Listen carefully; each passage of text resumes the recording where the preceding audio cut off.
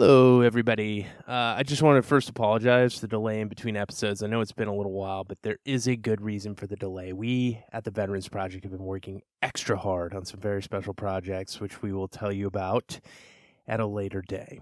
My road schedule has been amping up a bit here in the coming months, so we will do our best to maintain some semblance of a regular schedule throughout some very busy times on the project. No promises, though. It's going to be tough. We're working on, getting some shortcuts up and running so we can make sure that we have a better organization when it comes to producing these podcasts. But remember, we're in the early days of this. Have some patience with us, please. Now, our current project out right now is a veteran of the British Army, Nathan Ryder, and I'd like to say a special thanks to the South Yorkshire Fire Department for having me in the station on such short notice. Such an incredible time with those guys, and it was kind of cool because it was my first time following a firefighter, and it was in the United Kingdom, up there in Manchester, or the Sheffield area specifically. I had an absolutely amazing time, and I met some really incredible human beings who've dedicated themselves to a life of service. It does not have to be the United States of America to meet some incredible humans. Our allies have some incredible servicemen as well, and I was very thankful to meet some of those guys. You had, Royal Marines, former British Army guys serving in that station. It was an absolutely incredible time. And honestly, I think they got me into that fire station more quickly than most U.S. stations would have gotten me in. So that was pretty cool. They have a lot of red tape over there, so I appreciate it. Up next on the podcast, we sat down in Austin, Texas, with San Antonio native Jeff Gonzales. In fact, he grew up a few minutes away from me, so it was pretty cool to talk to him about that, growing up in the Texas Hill Country. Jeff enjoyed a decorated career as a U.S. Navy SEAL, where he served around the world as both an operator and instructor. We talked about his time on the teams, his experiences in South America combating the cartels, and his present position as a world-renowned weapons and tactics instructor for Trident Concepts, which he founded. Jeff has a wonderful sense of humor, and I think you'll understand why I almost immediately liked him upon first meeting him.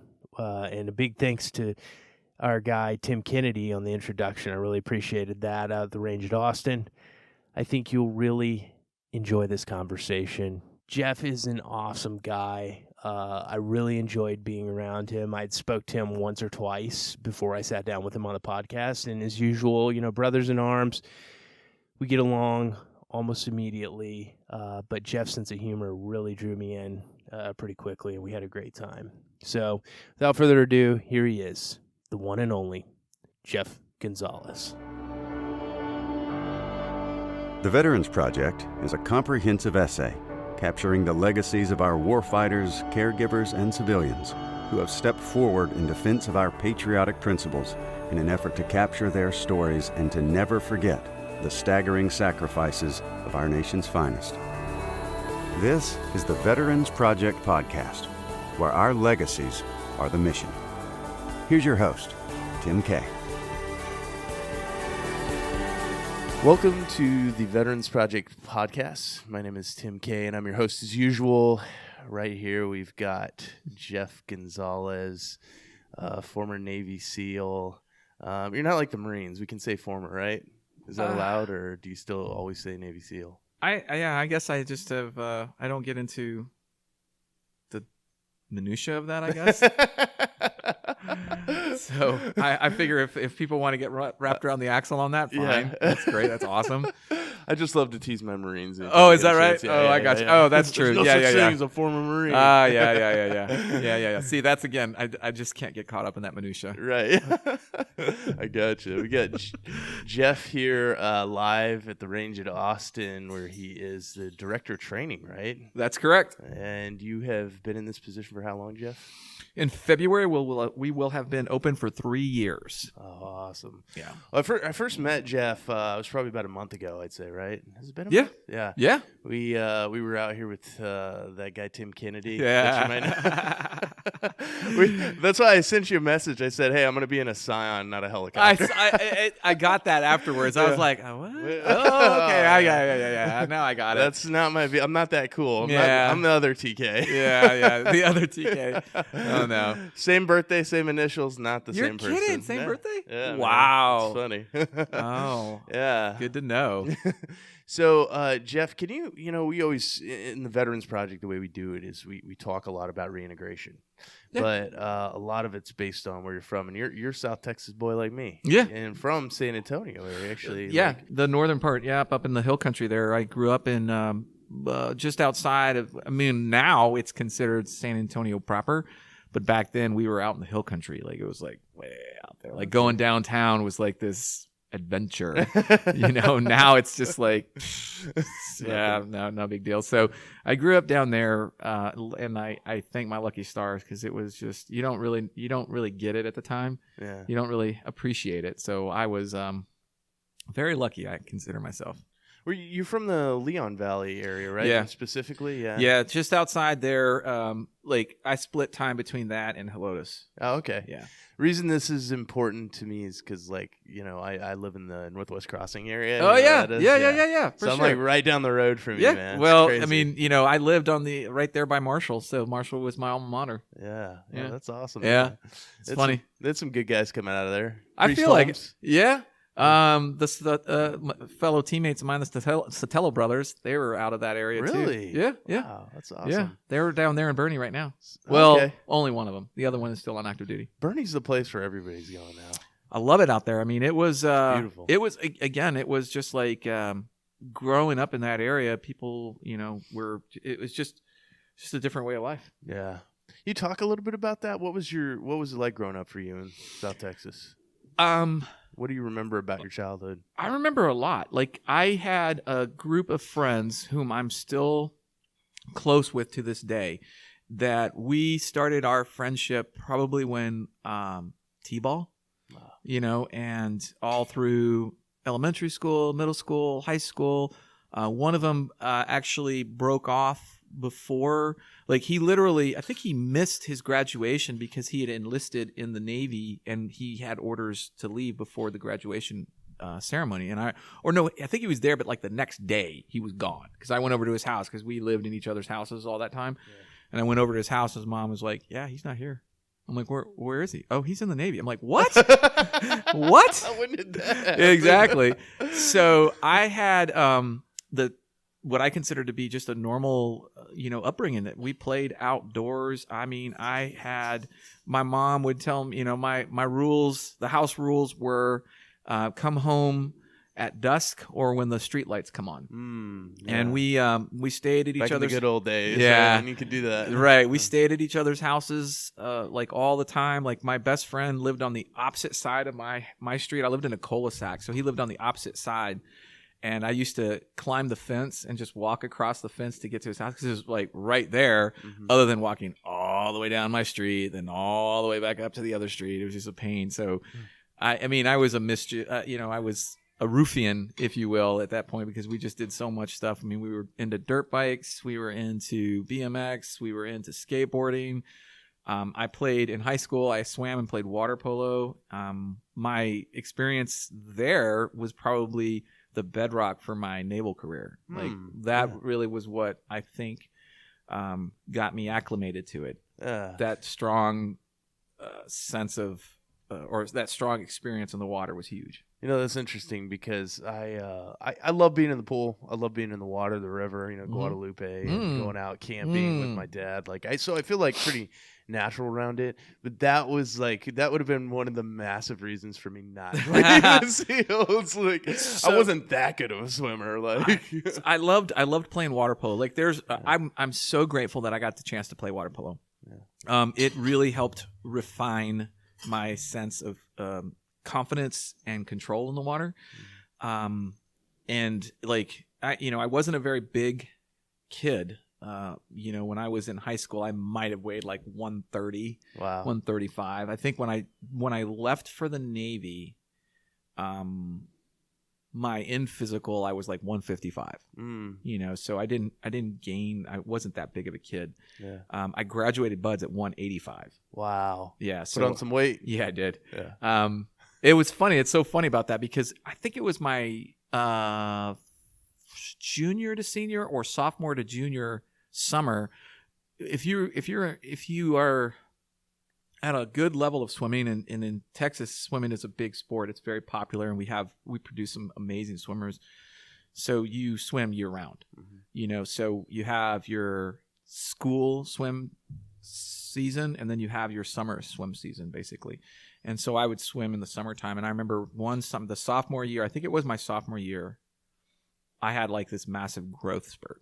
Yeah. Because I mean, the thing about swimming is that you're in the pool doing a lot of swimming, obviously, but we have what we call dry land exercises, dry land work, and that's where you're in the weight room. You're doing all the stretching, all the mobility stuff. So I got exposed to this at a very early age. I mean, it was a very complex orchestra for our swimming program that we had there.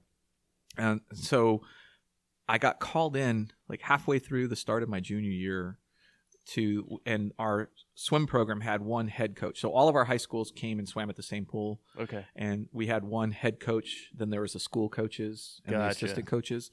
So the head coach for the actual entire program there, I got called in his office with two opposing coaches from other high schools. And they had accused me of doing steroids during the summertime because I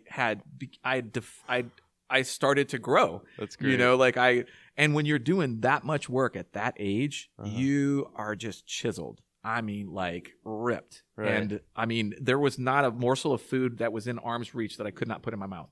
Yeah. Like I had to eat all the time, all the time. My mom. Well, you hear about like Phelps, like taking in like 10,000 calories a day or something. My mom like on that. Sunday night would make breakfast tacos, and she'd wrap them up, and she would make like this giant bin of them, and I would go through 4 or 5 tacos in like one sitting.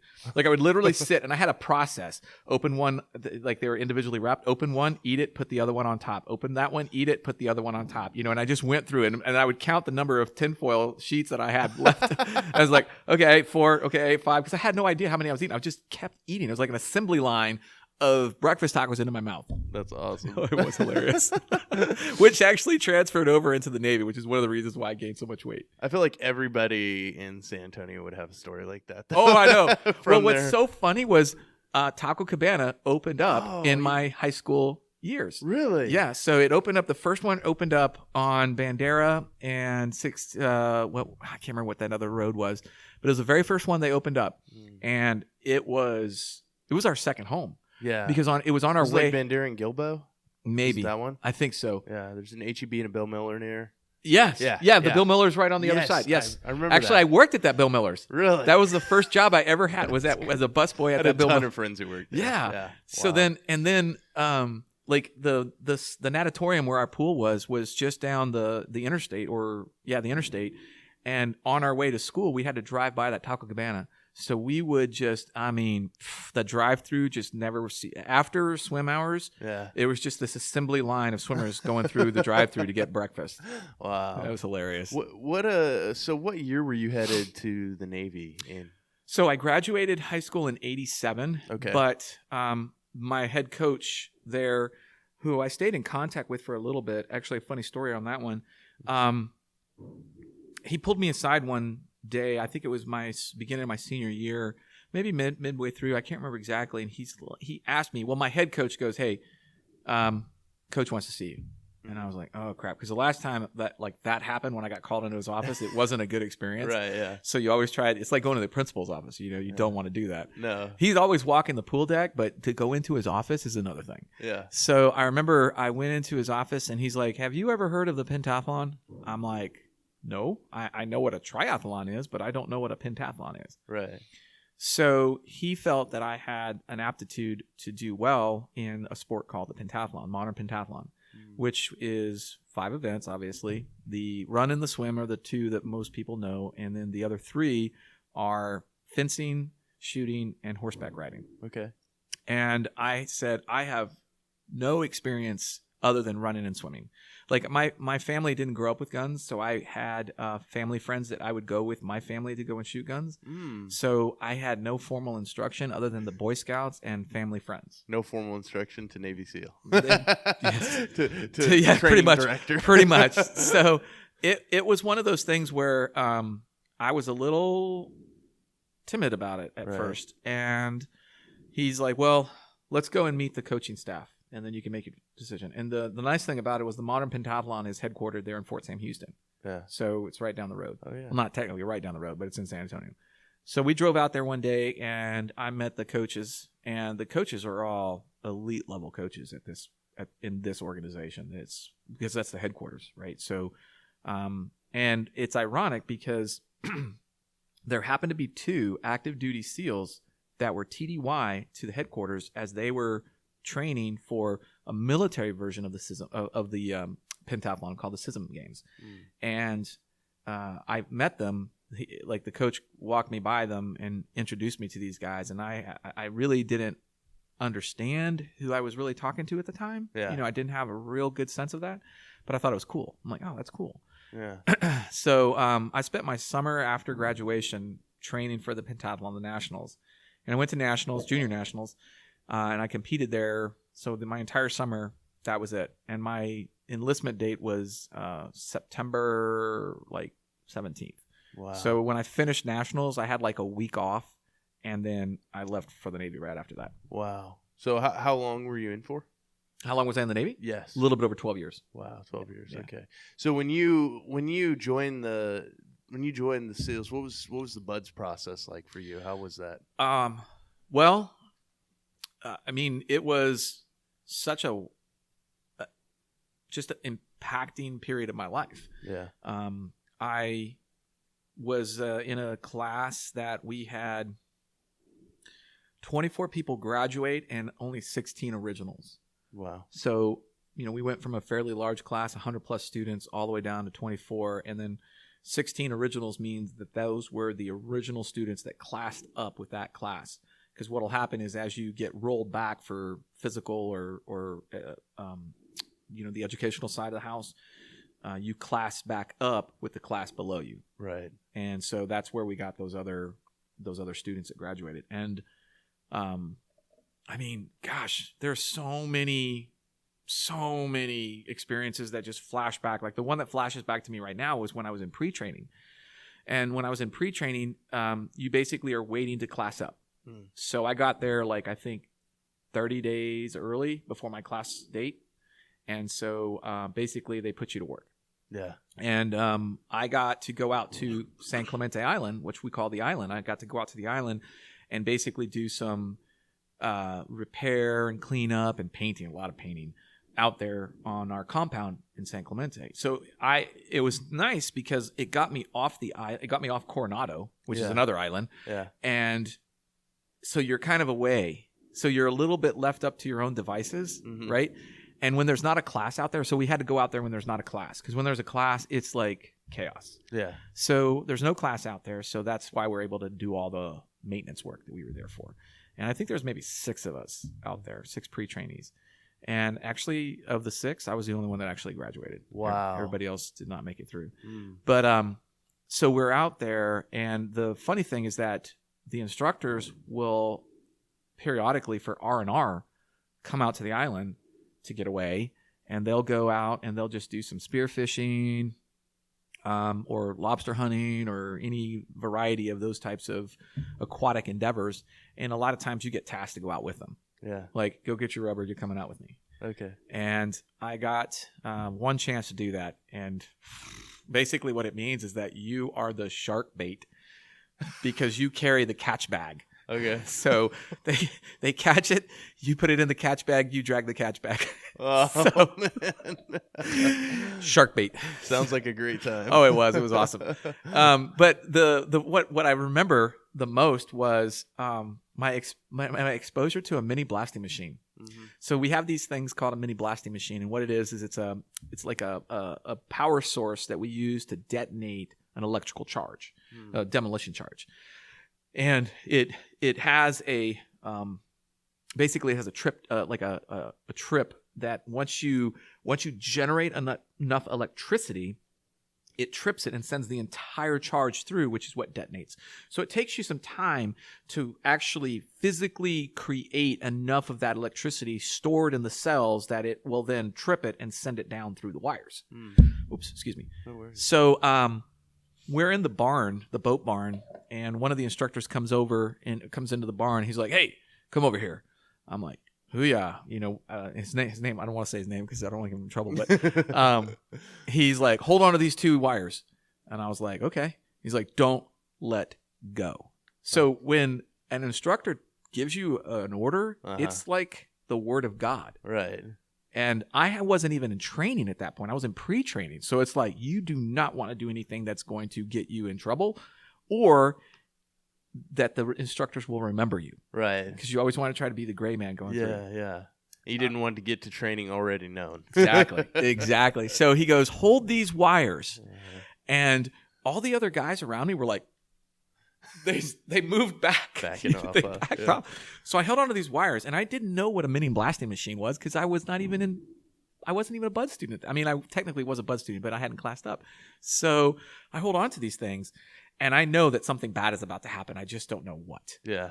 There's that, like, you just know. Yeah. It's like, he would not be doing this unless there was something entertaining about this. So this isn't going to go well for me. No, it never does.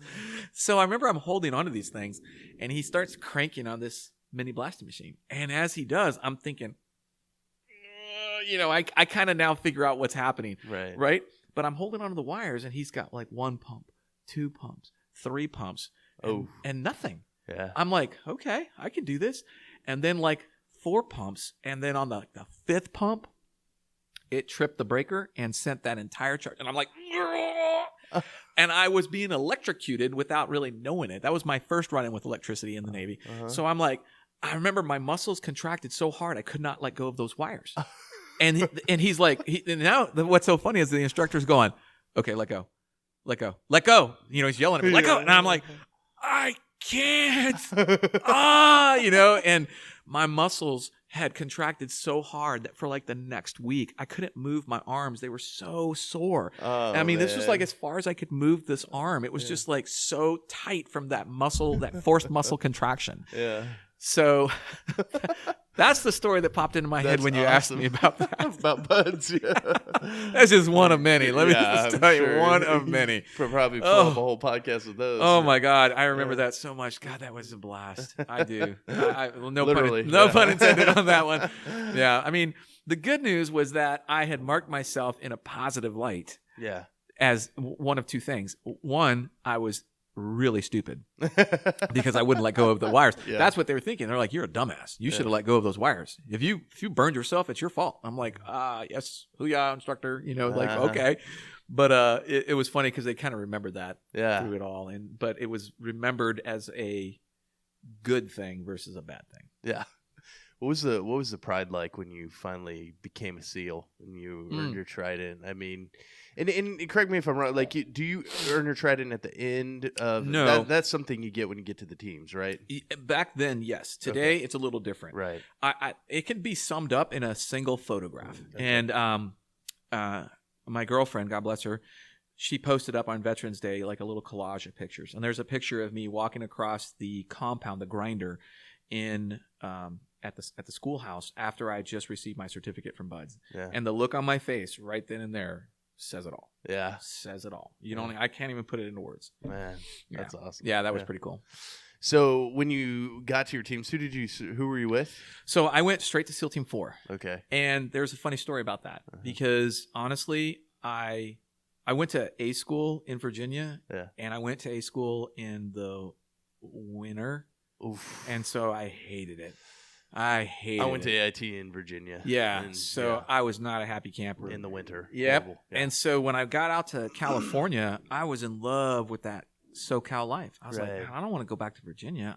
So on my dream sheet at the end, when you get to second or third phase, you get to fill out a form called a dream sheet. And on the dream sheet, you can put the actual SEAL teams that you would like to go to. Not that they I mean, I don't know how much effort they put into actually Right. It's obligating that, but Yeah. it gives you something. So I put down SEAL Team 1, SEAL Team 3, SEAL Team 5, and SDV Team 5 or SDV Team 1. Okay. So all West Coast teams. Right. Right. And then at the right before graduation week, you get your orders. Yeah. And the last week of Buds is typically all administrative stuff, logistics and whatnot. So right then you get they make a big deal about it. They've all put you like in the formation, and then the command master chief. Well, it wasn't command master chief. It was master chief of the phase, Chuck McCullough. Great guy. God, Yeah. that dude right there he is a legend in the community. So and he starts to read off like each of the orders, and there's a big hoo-yah for all right, and he did it alphabetically. So I'm like, got to wait for the middle. So everybody's getting surprisingly like everybody's almost getting the teams that they asked for, Yeah. and I'm thinking, yeah, that's gonna be fucking awesome. Yeah. So when he got to me, and he said, SEAL Team 4, and he stopped, and he was like, he looked at the orders, he looked at me, he's like, you're going to do good there. And then that was it. That's all he said, but he didn't say that to anybody else. Yeah.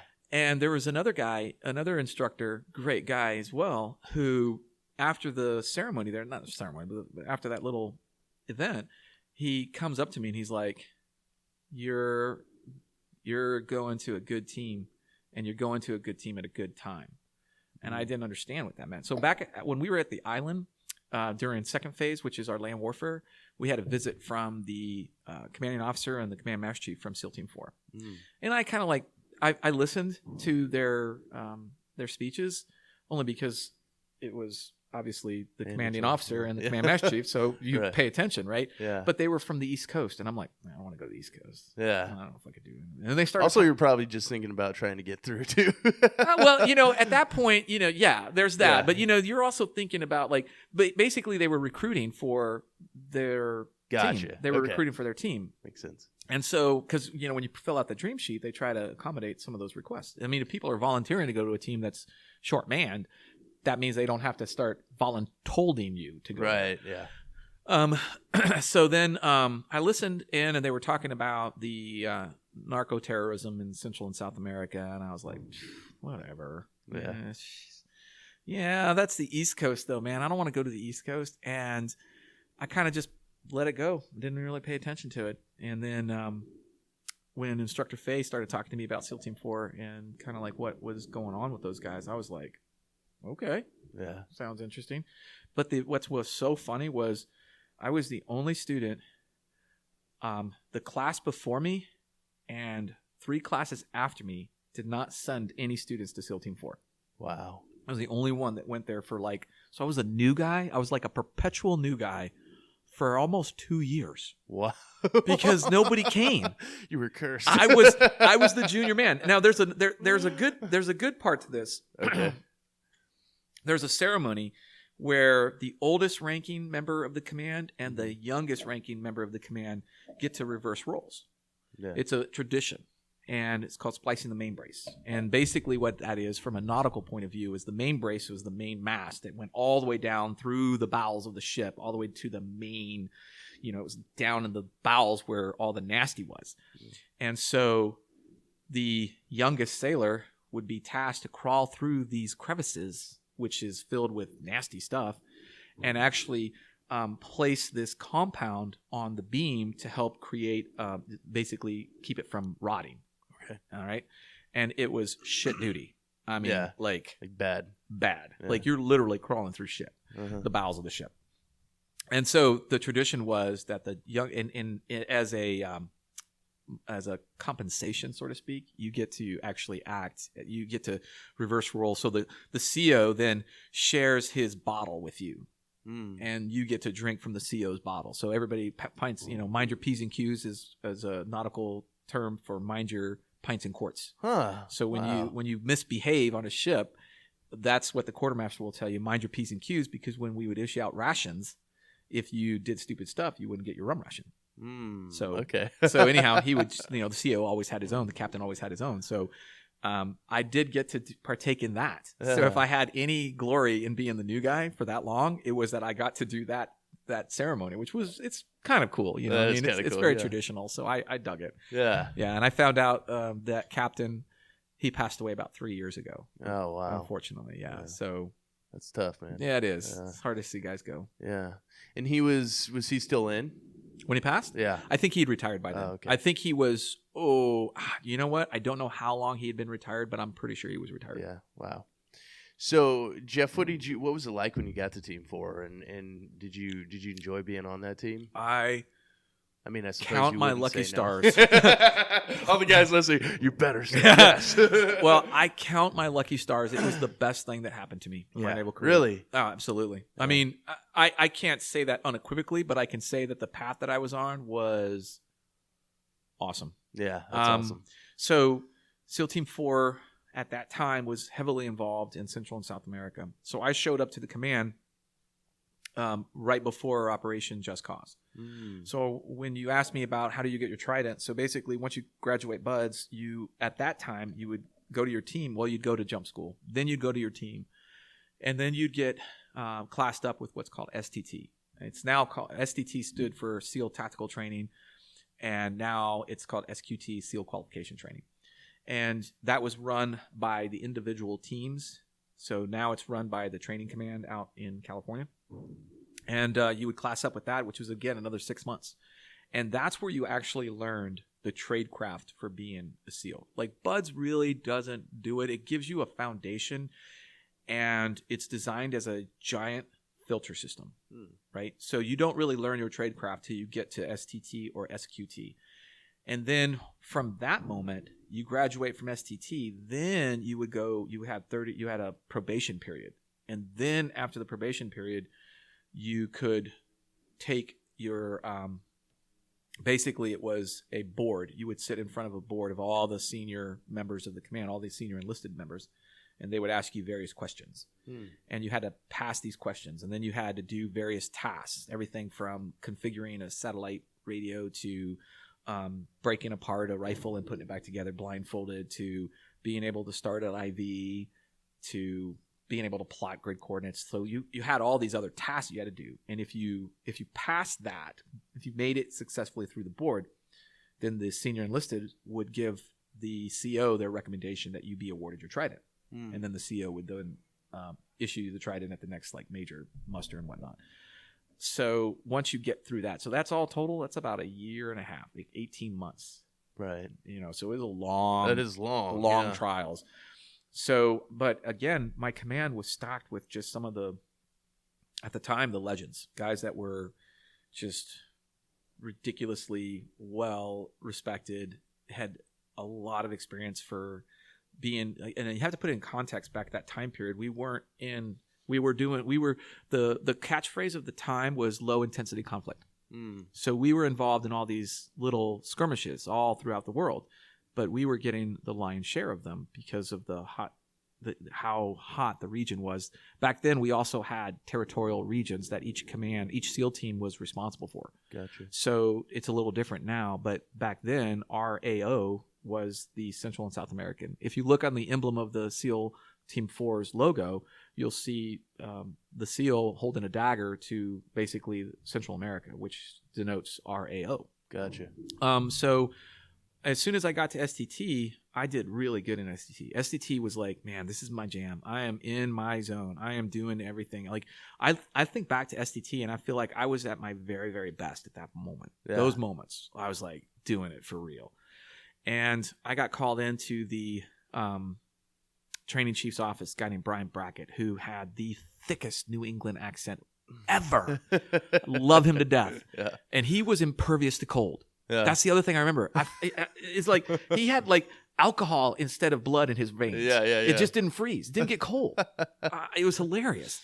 And he calls me in and he tells me that I'm getting pulled from STT. And that's how he framed the question, or that's how he framed the conversation. You're getting pulled from STT.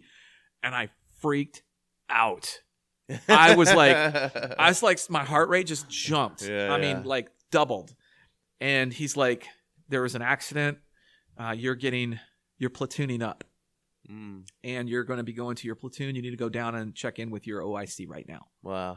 So we were still 4 months into the 6 months of STT. So I just got over the hump, if you will. Right. And I had to go meet my new OIC guy named Marty Strong. And I went over there to the platoon hut and I introduced myself. And I walked into what proverbially could be the lion's den. Yeah. I mean, these guys in the platoon were just all veteran guys, been around for a while. We had some serious heavy hitters. We were tasked with a real world mission right off the bat. Yeah. So my tenure at SEAL Team 4 started with me being thrown into real world combat right off the bat. Wow. I mean, I still had Coronado sand in my camis when I was downrange throwing rounds. That's what I tell everybody. I'm like, that's how fast it was. Now that was an anomaly because it really didn't happen other than that, but it just so happened to be the perfect timing between Operation Just Cause. Right. So we deployed down there about 40 days before it in preparation. Wow. Mm-hmm. So yeah, in fact, I am going out to DC next month to celebrate the 30-year anniversary. Wow. I just talked about this just recently. Yeah. Congrats. 30 That's years awesome. in December. Yeah. So it's going to be, I'm excited. It's going to be a logistical nightmare because I have to come from the West Coast all the way to the East Coast, but I'm looking forward to I it. did a couple of those trips last year. That was rough. Yeah, they are. I drove it. It was a nightmare. No, I've got a government contract that I got to execute. And then as soon as I'm done with that, I've got to literally fly red eye all the way over and then be Rough. there for the ceremonies on the next day. So. Rough. But you're doing what you love, right? I am. Explain the complexities of that region and the dynamics of what was going on there, because for a lot of people that don't understand special operations missions, they're like, oh, we weren't at war. That was during the Cold War era. It really was. And I did a lot. I mean, my rating at the time was an intelligence specialist, so I knew the Cold War in and out. Right. But this was a different setting. We were now getting involved in the counter-drug war. And at that time, the counter-drug war in the 80s and 90s was huge. I mean, popping, busy down there. Jeez, it was ridiculous. And I got a chance to work with some of our counterparts down there that were on a daily basis engaged with the what they call the narco-terrorists. Wow. Yeah. So it was awesome. I mean, I could not have asked for a better time period to be a young frogman because I had so many responsibilities. I was in the mix doing things that guys at the time only wish they got the chance to do. Everybody, you always want to get called to the show and you're just waiting, waiting on deck. A lot of times it's a waiting game. And then for me to just go right in was pretty awesome. So tensions between the basically our job at that point was to try to train up the host nations to combat the narco-terrorism that was so prevalent. And at that time period, it was, I mean, that region suffered what you can see is happening in Mexico. Really? That entire time. But for decades. Wow. Yeah, it was bad. What was it like down there when you got there? What do you remember specifically about it? I mean, as far as traveling to third world countries, there are some beautiful areas down there. I mean, good God. I mean, we traveled, I tell people I water skied down the Amazon River. I actually water skied through piranha infested waters. So only a Navy SEAL would do. Yeah, we found that out after the fact, of course. Well, that's great. Yeah. So it's such a beautiful culture down there. Very interesting to see the culture. I found out the reason why I was chosen to go to SEAL Team 4. It was my last name. Oh, really? So I grew up. Did you know Spanish? My mom and dad spoke Spanish, but they wanted us to speak English, my Okay. sister and I. Yeah. So we worked at it, and I never really practiced it. There's Now, an interesting dynamic of that in Hispanic families. Where Yeah. it's either one way, like they're ashamed of you if you don't know it, or they're like, for me, try to not teach you. For me, it was they wanted me to be successful because they wanted me to have English as my first language. Yeah. And so it was. Now I did come to speak in Spanish, and I traveled through that country, and I acted as a translator in many cases for our missions and whatnot. So it worked out okay. But man, it was a crazy time period to be down there. Yeah. Like, did you see that movie with Tom Cruise? Oh, it was when he played the drug smuggling pilot. I can't remember what that was called, but it was recent. It's only about 2 or 3 years old. I went to go see it with my... No, I didn't. Oh, it's a good movie, actually. I need to check it out. Yeah, it really was. So I went to go see it with my youngest son, and I'm telling him in the movie, I'm like, I know exactly what they are talking about. I know exactly where this is at. Yeah. I know this terrain. Like it was, and he's like, what are you talking about? I'm like, this was where I worked. I worked in this area. And he didn't get it. I'm like, when I was in the Navy, this was my AO. These are the people that I was tasked to go after. So that was actually I wasn't expecting that. I mean, it was kind of one of these things where, okay, it'll be kind of cool. It's got it's got Tom Cruise in it. So you kind of have this idea that it's going to be okay. Yeah. And he's going to be doing his own stunts for sure. Oh my God. That's one of the reasons why I go to watch him. Yeah. I'm like, that's respect. I respect the shit out of him for that. Yeah. So anyhow, that was the time period, and it was portrayed in Hollywood very accurately. Wow. Very accurately. You know what's interesting is I did a trip down there with Prison Fellowship International, and I was a photographer for their missions team to Colombia. So we were going in and out of the prisons. Oh, wow. And the guy who was leading us into the prisons was at the time like Pablo Escobar's like right-hand man in the area. So, I mean, he was straight chopping people's heads off. Oh, for sure. And he spent, I think he did like 10 years in the Colombian prison, and they just like let him out one day or something, as they often do. Crazy. But like he was either he was going to get killed in prison or they would let him go, Prison justice. It's weird down there. It is it's a different culture for sure. And everything happens differently down there. Yeah. But very slow. Yeah, very. But anyways, he'd gotten saved, and like he was, he had like become a Christian. Oh, and, wow. Like, and like totally changed his life around. And like he was telling me that like he should have, like he was like, honestly, like I should have been killed 100%. But I'm just glad that I'm still on Earth, like, and I have a second chance. Man, I'll tell you, it was rough. Yeah. I mean, when I was in Colombia, the number of judges that were being killed was almost like on a weekly basis. Really? Wow. Yeah. I mean, the tensions were very high, especially in Colombia, because that was kind of like the hot spot. That was where it all started to some extent. Like coca production didn't start in Colombia, but the headquarters for the drug trade did. And that's where everything that's like, that's like SOCOM HQ. Right. That's where all the major power players were. Yeah. It wasn't the drugs didn't really go through that area. But that's where the decisions and the logistics and everything originated from. I can imagine. I mean, even to this day, I saw in Medellin, I was there. Oh, yeah. And I just saw the impact of that carnage, back in the day. So one of the fun things that I got to do, and this is one of those things where you just like, yeah, that's not possible, was in Cartagena. Cartagena is a beautiful. Oh my God, coastal town, right? Yes. Yeah. Oh my God, it was so gorgeous. Yeah. But it's also rich in history. I mean, so much history there, like pirate history. Yeah, a lot of cool stuff. Yeah.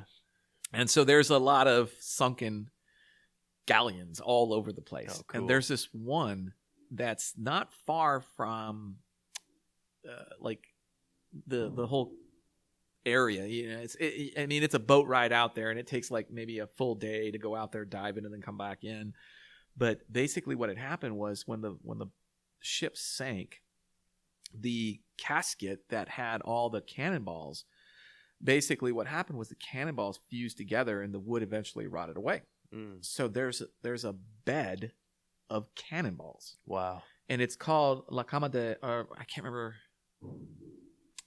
La Cama de Cañones, okay, I think is what it's called. And basically that's the bed of cannons. Wow. And so I had a picture of me laying down. We had underwater cameras because we work so well in the water. Yeah. So I had a picture of me laying on this bed, kind of like, like I would be laying in a bed. And the guys took pictures of it. And the water was really murky, so it didn't come out that cool. Like you could see this weird objects, and some of them have been, stolen basically and taken away, so you can see where some are missing, but you can still see that, and it was pretty damn cool. I'm not gonna lie. Awesome. That was pretty cool. Yeah. So, you were talking a little bit about the dynamic of what was going on down there. Yeah. And, who were the bad groups that you were really dealing with mostly? I mean, I imagine it's probably like there were so many, it's hard to put a number. If you're asking who is the most ruthless, yeah, it would definitely be the Colombian cartels. The Colombian cartels really kind of started that entire drug war. Yeah. And while some others came into prominence, they came into prominence on the scraps of what the Colombians didn't want. Gotcha. Like there were some down in Peru that were pretty nasty. There were several throughout Venezuela, but Venezuela and Colombia were kind of at war against each other anyhow, so that didn't help. Others had a little bit of the pie, but they didn't have the massive amount of the pie that the Colombians did. Yeah. And that's why they were so ruthless, because they were willing to do anything to keep it. Yeah. So. Do you remember, feeling nervous about being down there? Or, I know it's not talked about very often, but I will tell you, not really. I mean, when you're down there and you're working in the capacity and you're on the job, could bad things happen? Of course. Like we had several instances where service members were murdered and killed, various types of attacks that happened. So you had to have your A game up all the time, but that just became my landscape. Right. That's all I knew. Yeah. A funny story though. And it happened to be we were in Bogota. Yeah. And my swim buddy and we always work in pairs. So my swim buddy and I were eating at this little cafe that's maybe, I don't know, a couple blocks from our hotel. We stayed at this really nice hotel. And we were on and they tell you as part of your force protection measures not to eat on the patio because that's too easy for drive-by shootings. Right. So imagine those were pretty bad in the area. Yeah. So of course we're eating on the patio. Yeah. Because that's also where all the girls are. The girls walk by, so you gotta have a good. It's more important being able to see the girls. I'm just saying, you gotta have your priorities in place, right? So back then we called them long-haired dictionaries, because your efforts were to try to start to learn the language. Like, I need to learn this language. What better way to learn the language than by talking to a beautiful girl? Right. So anyhow, we're sitting on this cafe porch or patio area, and it had a low wall on the outside by the street. And we're just sitting there eating, and all of a sudden, gunfire erupts. And I mean, like, everywhere it's erupting. And it was all almost instantaneous. Like, it wasn't like this, like, one or two shots crescendoing to... It was like, boom, everything going down like an ambush. That's what it sounded like to us. And we immediately dove for cover. I mean, and then and all we had on us were our pistols. So then we're like low crawling underneath tables and getting into the actual physical part of the restaurant. And then we're kind of like low walking, getting down behind things to get into the kitchen. And the freaking owner is looking at us like what the hell are you doing? And we're like, we've got defensive positions. We're both supporting one another, and we're thinking about our exits. And we're already kind of like, I've got the radio. We're already thinking about calling for hot extract. We're not sure what's going on, but we know things are bad. And he, in his broken English, he says, World Cup. And Colombia had just won the World Cup. So the soccer cup, right? Yeah. So they were celebrating in the streets by cooking off, like when the last second ticked off, everybody started shooting their guns in the air. So it was hilarious because at that time, Noel and I were like,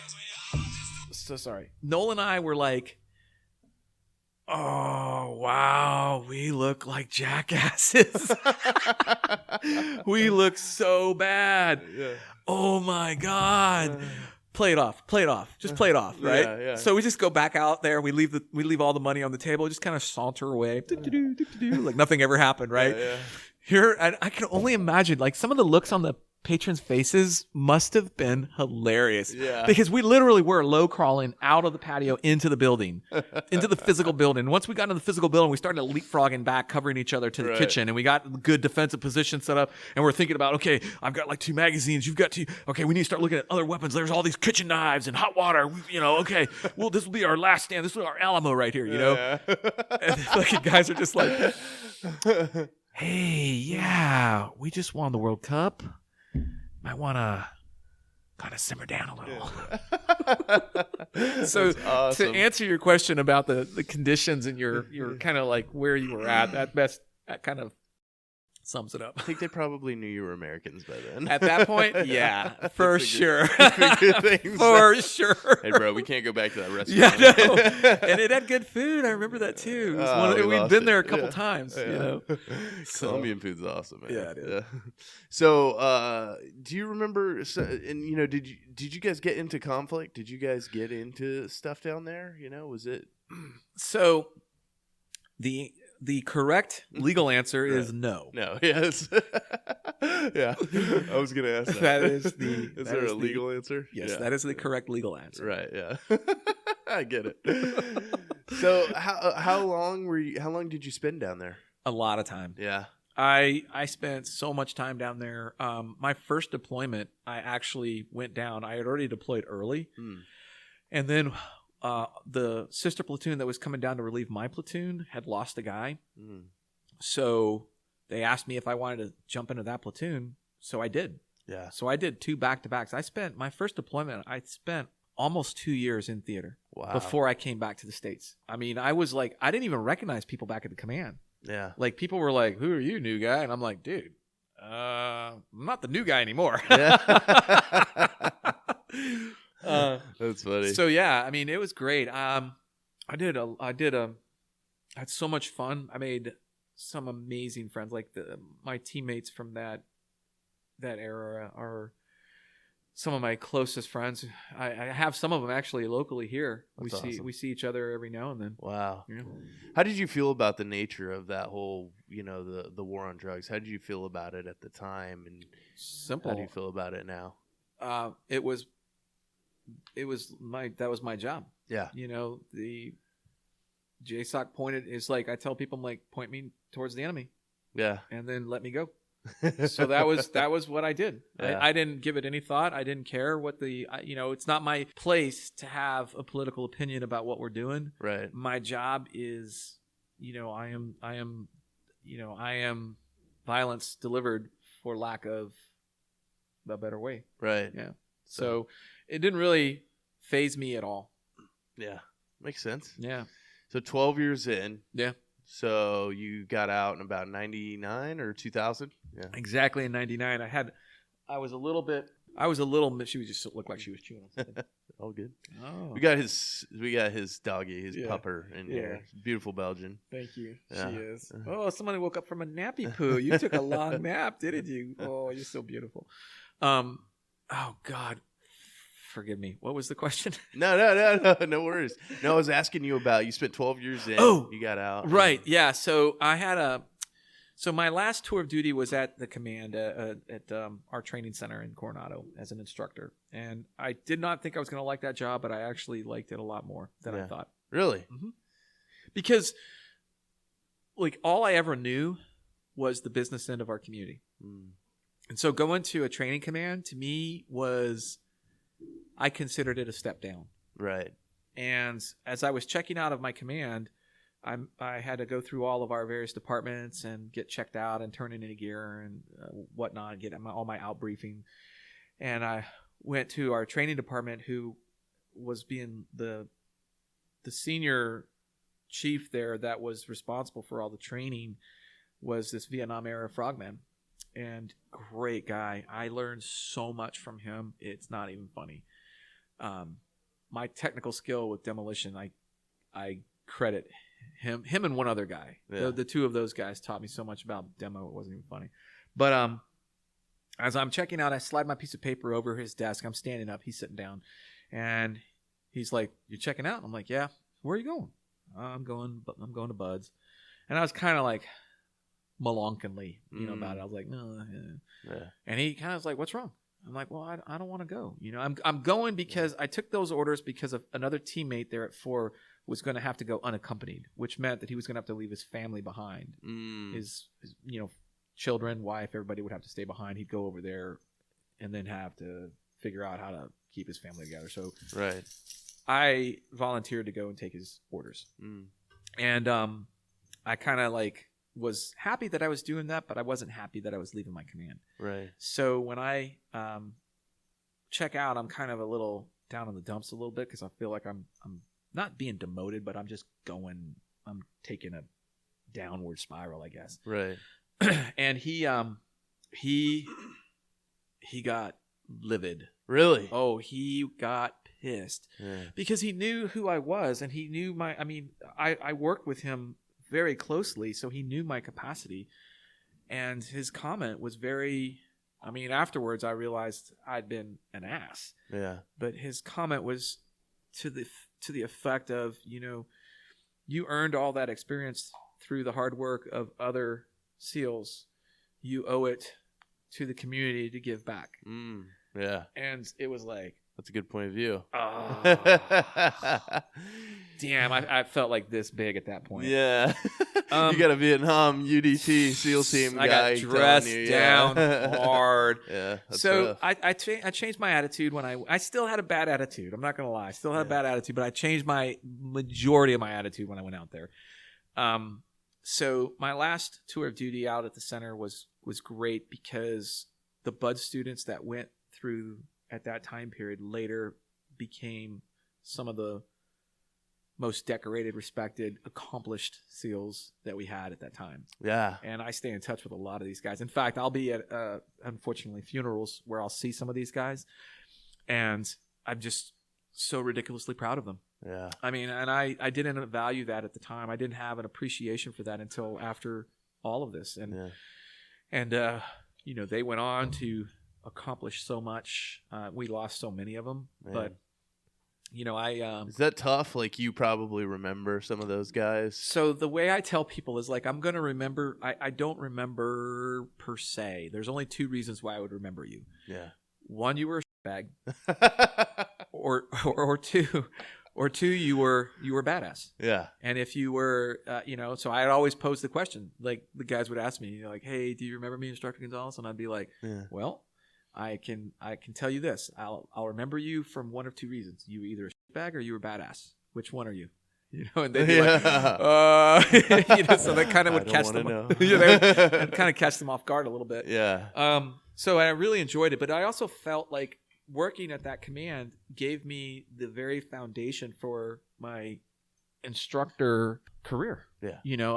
I learned so much in those 3 years about being a professional instructor. Mm-hmm. That was what started my adventure in the private sector. Yeah.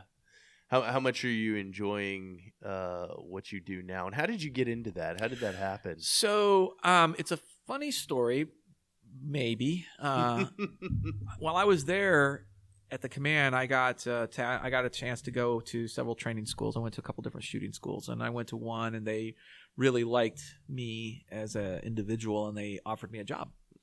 And so you got to put it in context. I was in my twilight of my career in June of 1999. Okay. So I had to extend because my orders didn't give me an exact 3 years of commitment at Buds. So I had to extend my orders to give them a full 3 years. What ended up happening was that time period, if you remember, was the run-up for the election between Gore and Bush. Right, yeah. And everybody in the media was saying, this is how naive I was back then, everybody in the media was saying that Gore was going to win in a landslide. So I had come in under Reagan, worked for Bush, worked through the Clintons, and the prospect of having to work for Gore just was more than I could. I honestly was embarrassed at times being overseas, having to deal with the ridiculous foreign policy that the Clinton administration was dishing out. Really? It was terrible. It changed a lot when they were Oh, my God. It was terrible. Yeah. It was so bad. There were some things that he did okay, but for the majority of this foreign policy was crap, in my opinion. And I can say that now because I no longer am wearing the uniform, but I do feel like it was terrible. Yeah. So at the time, we also found out that my ex-wife was pregnant. And so we just found out. So the Navy would not allow me to extend through the end of the year to find out who was going to win. So I had to make a judgment call. And I made the call that I was going to leave the Navy because I did not want to work through what I perceived to be 8 years of Gore. If he won the presidency once, he's going to win it twice. Right. Because that's what happened with Clinton. And I just was like, nope, don't want that. Yeah. Don't want that. So I separated at that point, and I went to work for that other company. The timing was pretty good. And it really didn't work out for me. But I had this mentality that I did not want to look like a failure. Yeah. Once I left the Navy, I had made it clear I'm not coming back. So when the job opportunity failed, like I was like, okay, well, I can't re-enlist in the Navy because then I'll do what I said I wasn't going to do, and I will have failed in my endeavors. So I kind of took a page from the Christopher Columbus when he burned his boats. Yeah. So when I left the Navy, I literally burned my boats. I didn't burn no going back. Yeah, I was like, okay, I have to be, if I'm going to do this, I have to be committed to doing this. So after about a year, that didn't work. I got picked up to do work overseas for the State Department, and I started doing that. And in between it all, I started Trident Concepts up.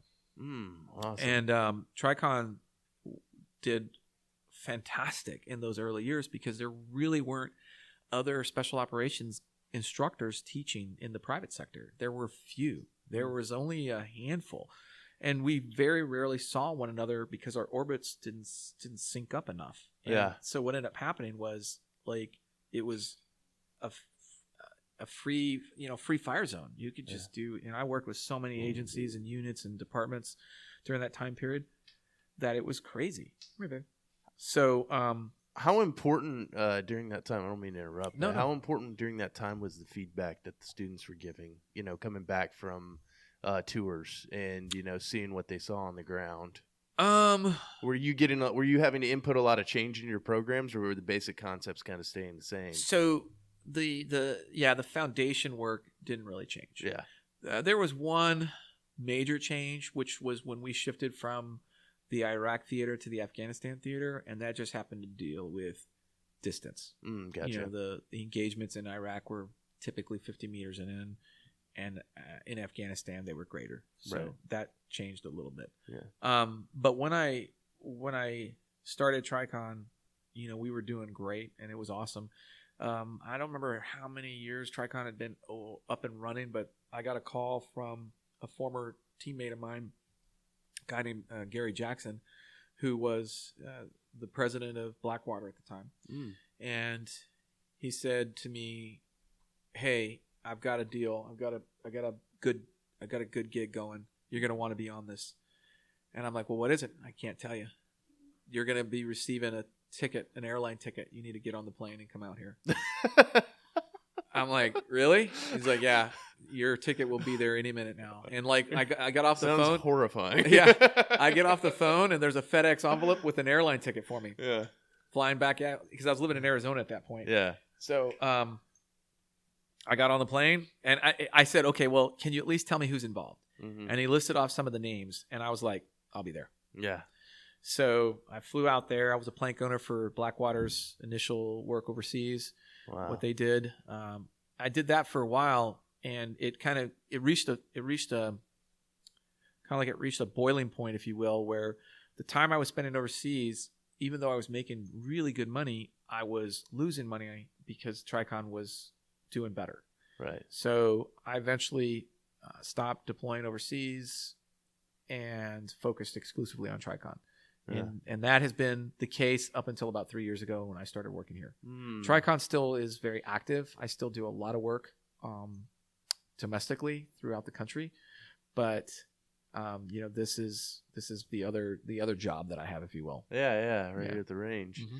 What was the landscape like at the time with, and I don't know how much you can get into that, but, being with Blackwater and deploying overseas, obviously there was some controversy surrounding them. That came much later. Yeah, right. What was it like being overseas with them? And was everything pretty clear to you guys as far as when you were over there, as far as rules and regulations? So my rule of thumb is simple. If you're going to put me in, you need to expect me to kill somebody. and I tell them that I'm like, and I don't like say this. that. I don't say that to be misrepresented. Right. I say that because if you're going to put me in a theater where there's hostilities, you need to assume that those hostilities can erupt and that I will be called to act. And when I act, it will likely end in death. Yeah. So what's your plan?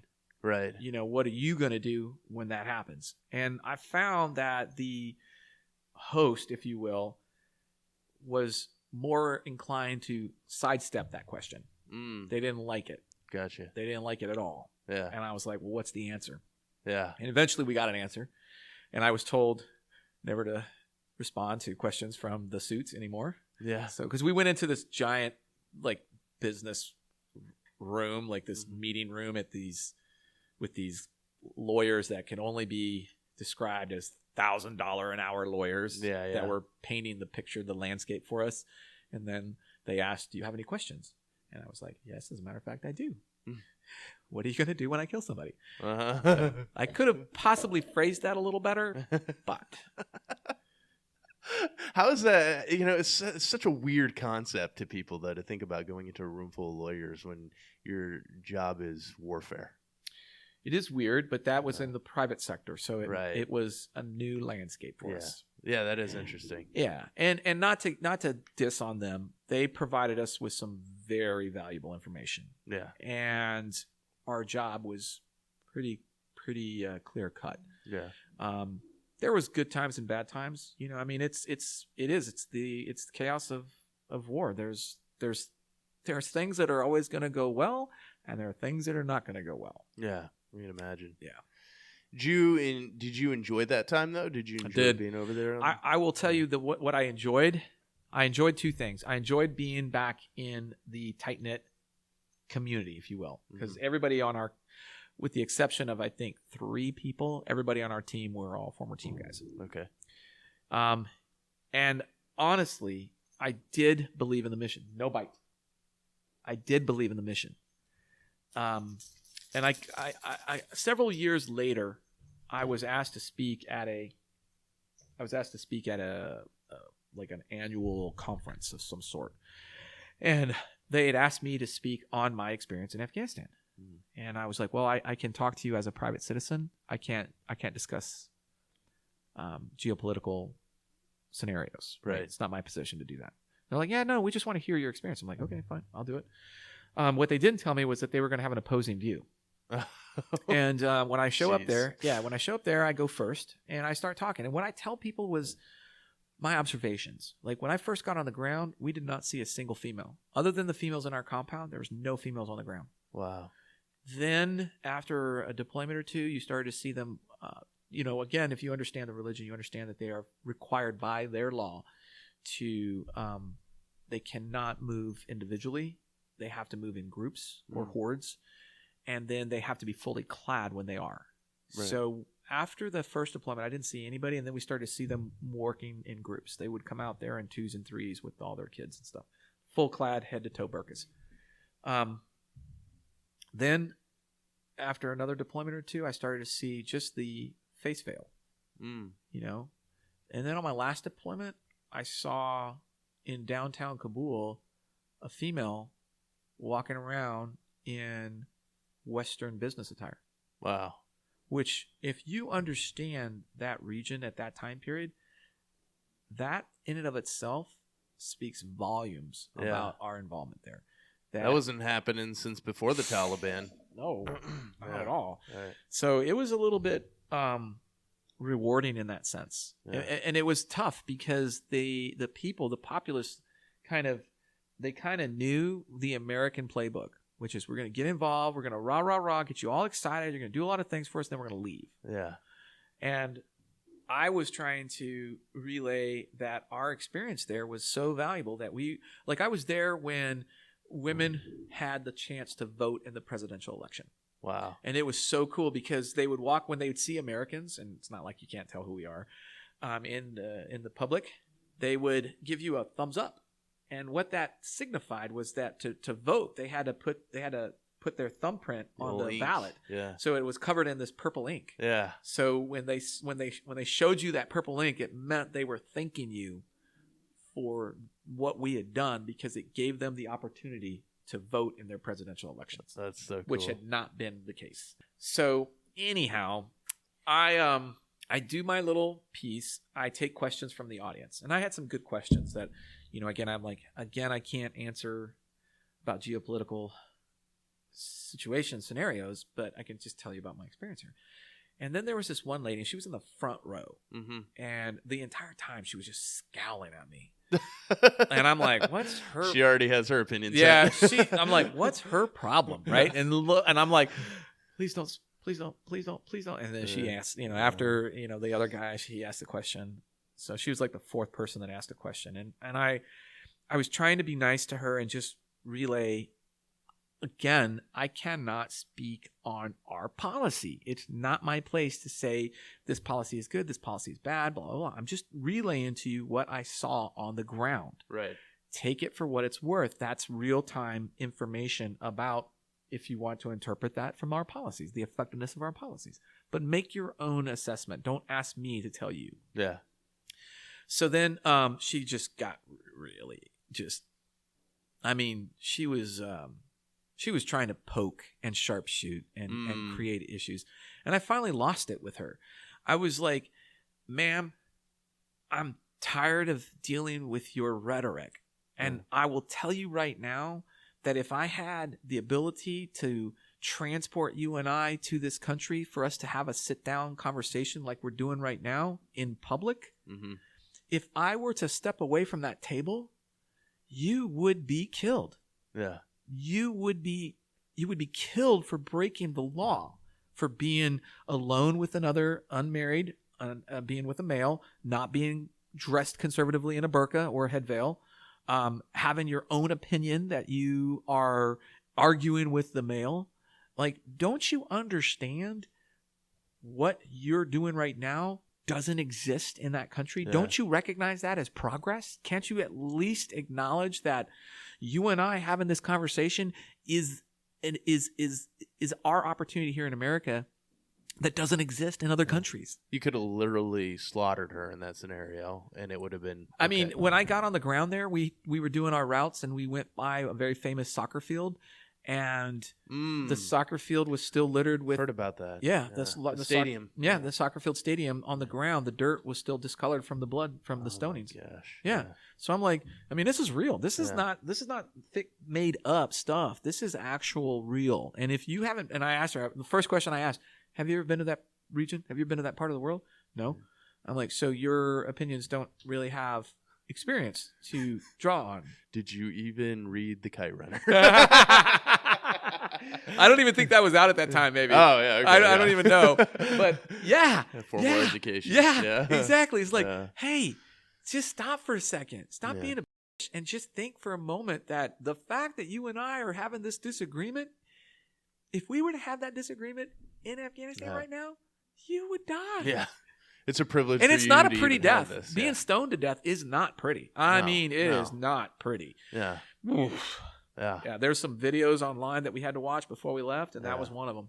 Yeah, I've seen it. I've seen a few. It's very disturbing. And what's crazy is like, and what people don't realize is like that was a common means of execution back then. It wasn't viewed as execution because if you got out of the sack and could get away from the pit, then you were spared. Wow, really? Yeah. You were put in a sack and put in a pit, and the sack goes all the way up to your neck. Right. And so they just throw rocks at you the entire time. So if you can get out of the sack and climb out of the pit and stand up, then you have just saved your life. Jeez. So they look at it like, well, you had a chance. Yeah. Wow. It's not our fault. Gosh. This is your punishment. Your punishment is that you die. Yeah. But this is your punishment. Yeah. So that's a common misunderstanding per se. It wasn't an assassination or it wasn't murder. Mm-hmm. It was punishment. Yeah. Do you feel like since you've gotten out of that and been, away from that arena, do you feel like Afghanistan as a country has a chance now? It's hard. I don't think Like, I think you need to define what chance means. It's very vague, yes. Because honestly, there are people out there that don't want to be Americans. Right. And I'm okay with that. Yeah. I don't have to enforce or impose my views on you. Just don't murder your own people. Right. Right? Don't murder your own people, and I don't care. Yeah. I don't care what you do. Right. If you don't want to be, if you don't want to have the same values that I have, cool. And that's what a lot of people don't understand about, quite a few of our conflicts is, maybe not every conflict has been started for the right reasons or whatever that is. But the simple fact is that when an atrocity is being committed and people are being killed in their own country, that's one of the, that's one of the principles of the United States of America, that we step up in that setting and we take care of the bully. Yeah, it is. People, the funny thing is when that happens, people are like, where are we at? How come we're not taking care of the bully? But then sometimes we take care of the bully and we're over there for a while. It's people tough. Soon get restless. It's a tough situation. Yeah. Like I always tell people this. I'm like, I am the strongest. You will not find a stronger advocate for diplomacy than myself. Because when diplomacy fails, you need to get out of my way. Right. Because there's no other option at that point. Right. Diplomacy is designed to peacefully resolve conflict. Yeah. And when it doesn't, the only way to solve conflict is to go to war. And Yeah. war is about destroying the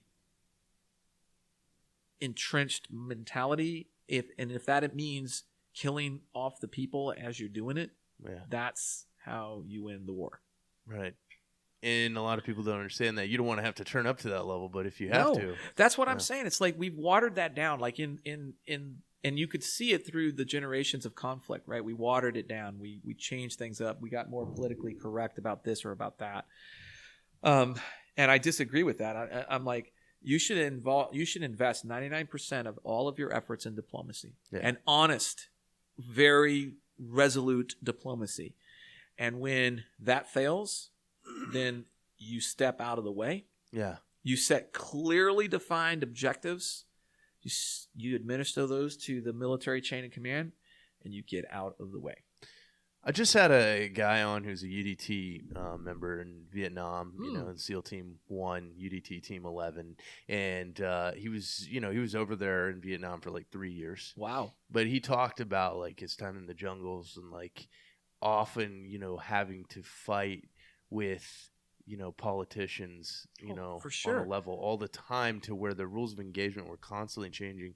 And as soon as that would happen with the special operations, one of the special operations commanders would be like, okay, cool. Like, I'm pulling all my guys out of theater. It's frustrating. Like, I remember when we were about ready to do our first real world op, we got orders that came down from the CO, no HE.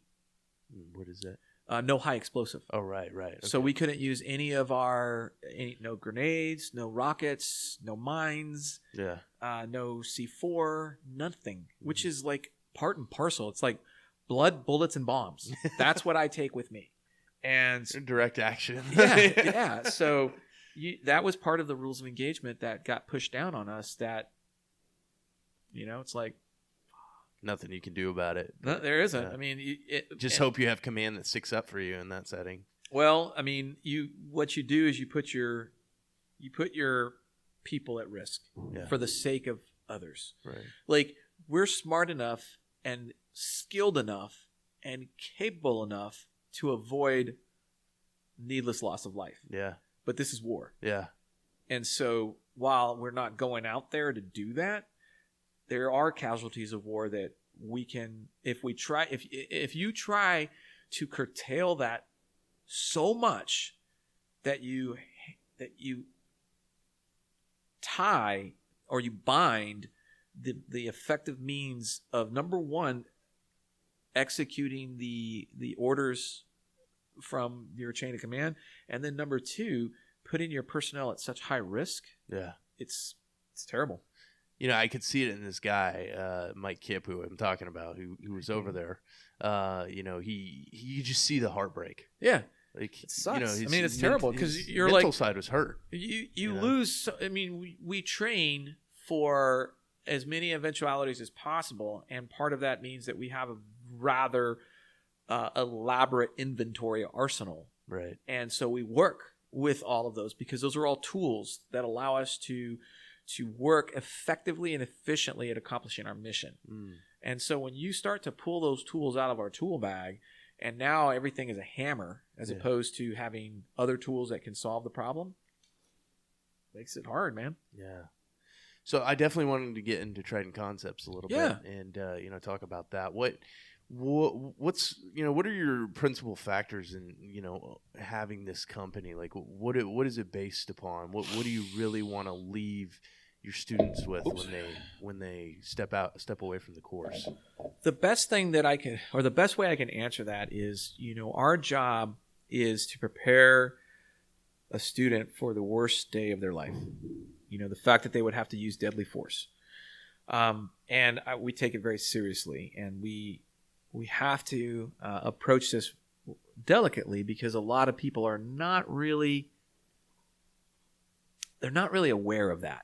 You know, they don't really acknowledge what's at stake. Like a lot of times they feel like I'm just carrying this pistol, handgun as a talisman. Like I'm going to ward off evil because I have this, right? They haven't really addressed the real issue that they may have to actually use it. Yeah. Are they trained? Are they skilled? Are they ready? That's kind of what my job is to try to help them navigate through those awkward, uncomfortable decisions and discussions that they have to have, then prepare them physically through the manual of arms that we teach. What's the most challenging avenue? Are you training people at different levels? Like, you're dealing with everybody. Oh yeah. Yeah. What's the most difficult class to teach? I don't know if difficult's the word. Yeah, you know, I mean, just more complex or. Well, I mean, when we get into the advanced level programming, it's obviously very challenging because it's a lot more. There's higher risk involved, so there's a safety component that's a little bit more difficult to manage in some cases. You can experience that on the flip side, on the other end of the spectrum with new shooters as well. New shooters can sometimes be real sketchy, but we have good protocols in place, and we progress at a rate that allows everybody to be comfortable with the gun, which will then increase their safety. You know, when you're not comfortable is when you need to be worried. Right. Yeah. So what's the most difficult? I mean, that's a hard thing. I think honestly, the difficulty is not necessarily in the training, but in managing the expectations of the students.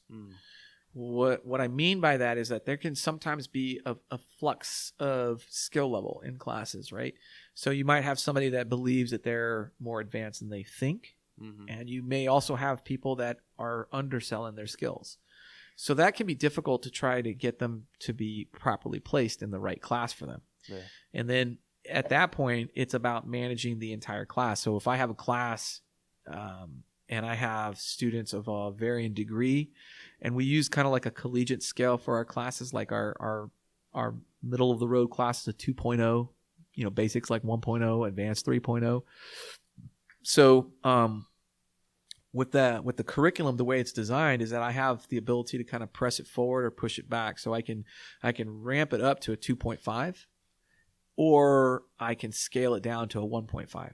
And unfortunately, that's kind of a very common thing that I have to do when I'm traveling, because I'll have a student that will register for a class that might be a little underprepared, and I might have a student that will register for the class that's a little bit like it's I got to keep him entertained. Right. I've got to really keep him engaged, right? And I can't allow the underskilled to check out. I've got to keep him engaged. So really, it's about engagement, keeping everybody engaged, so that I can draw out of them their very best performance. Right. And that's sometimes the most challenging thing, is trying to draw out elevated performance from somebody that doesn't feel like they can do it.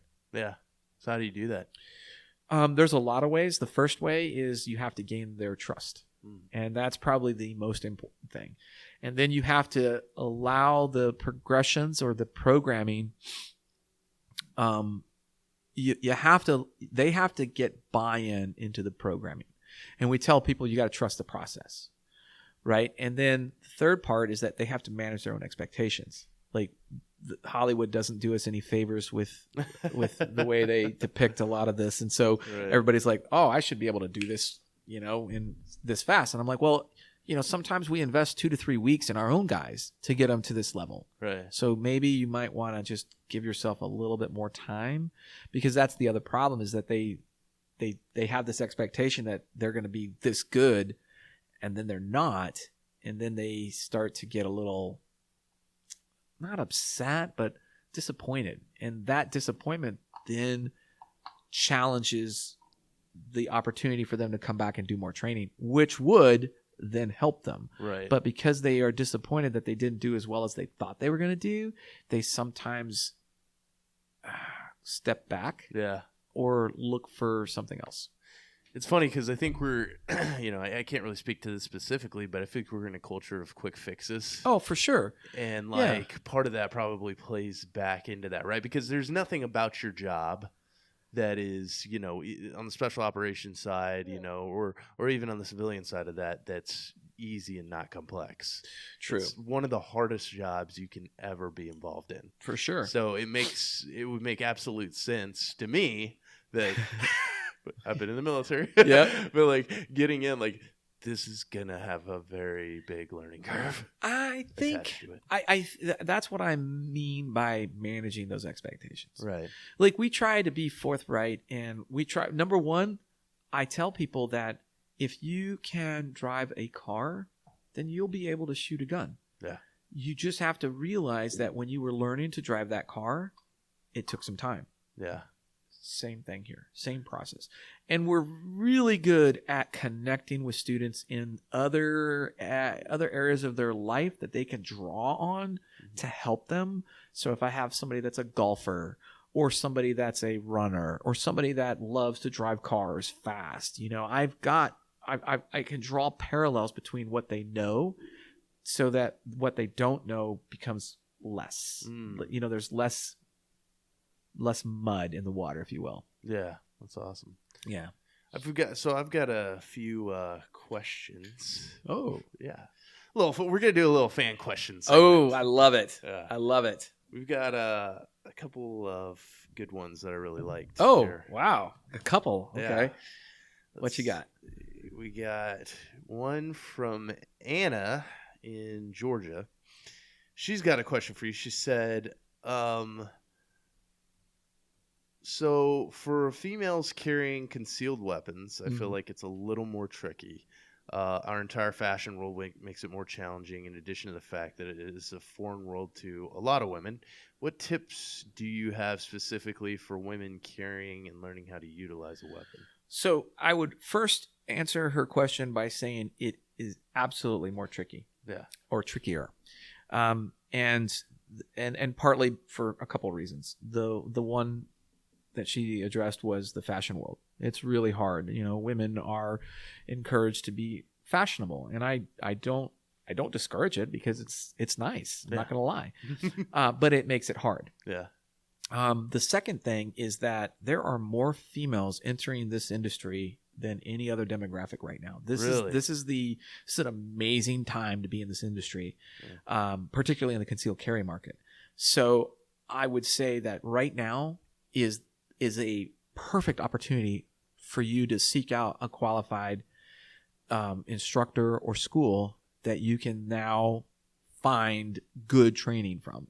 I can't give names of where everybody is, but if you just do some decent Google searching and look around, you may find that. And if not, your next best case is to travel. Myself and many other trainers travel all over the country and offer that type of training. So from a practical point of view, the key thing about women carrying for me is making them feel comfortable that they can carry, and then making them feel confident that they can carry. And when I can accomplish both of those tasks, the details sort themselves out. Gotcha. Like how they're going to do it, where they're going to do it, all those other. I'm not going to get involved in trying to lay fashion tips for women as far as how to carry concealed, but I can tell them that there's certain principles that transcend genders, race, age, you name it. They're just principles. They're going to transcend no matter what. And at that point, once they have that comfort and confidence, they'll solve those problems on their own. Yeah. It was a good question. It was. We've got another one from C. Martinek, and he said, let me find it here. He said, yo, so I'll admit I don't know much about vets, but I love the project. Tim's work is legit. Okay, well, no need to pump me. Can you ask Jeff what he'd recommend to someone who just got a gun as far as getting an instructor? So that is a Go great. to Jeff. Yeah, that's a great question. Let's just assume that you can't do that. Yeah. The first thing that I would say is, before you do, read the manual that came with the gun. Right, and that's a hard thing for males in particular. It's like, I mean, how many manuals have you actually ever read? Right. So, but not even one for my own camera. Yeah. Right. Exactly. So my first piece of advice is to read the manual. Yeah. Learn about your gun. Yeah. Be as familiar as you possibly can about, and the manufacturer is the source for that information right now. Yeah. They provide you with a pretty detailed manual that's got a lot of good information in there.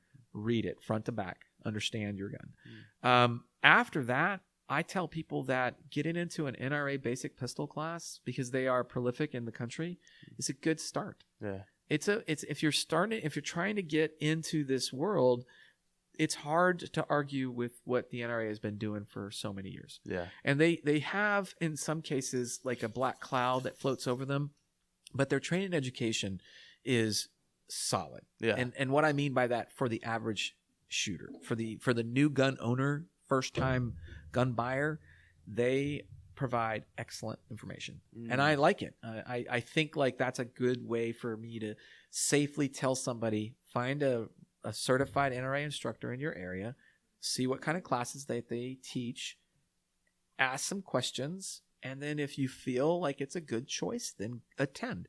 Because what that's going to do is that's going to set in motion the idea that training education is important, and you will eventually find that what you get out of the NRAs is going to fill your glass up this much. And then you're going to need to go outside of that to get more information. And that means that you'll have to start looking at other instructors. As far as like how to vet instructors, I mean, that's a hard one to really give people a good black and white answer. I would look on Yelp. Yeah. Yeah, Yelp reviews are Star awesome. rating. Yeah. Yes. What I don't do that.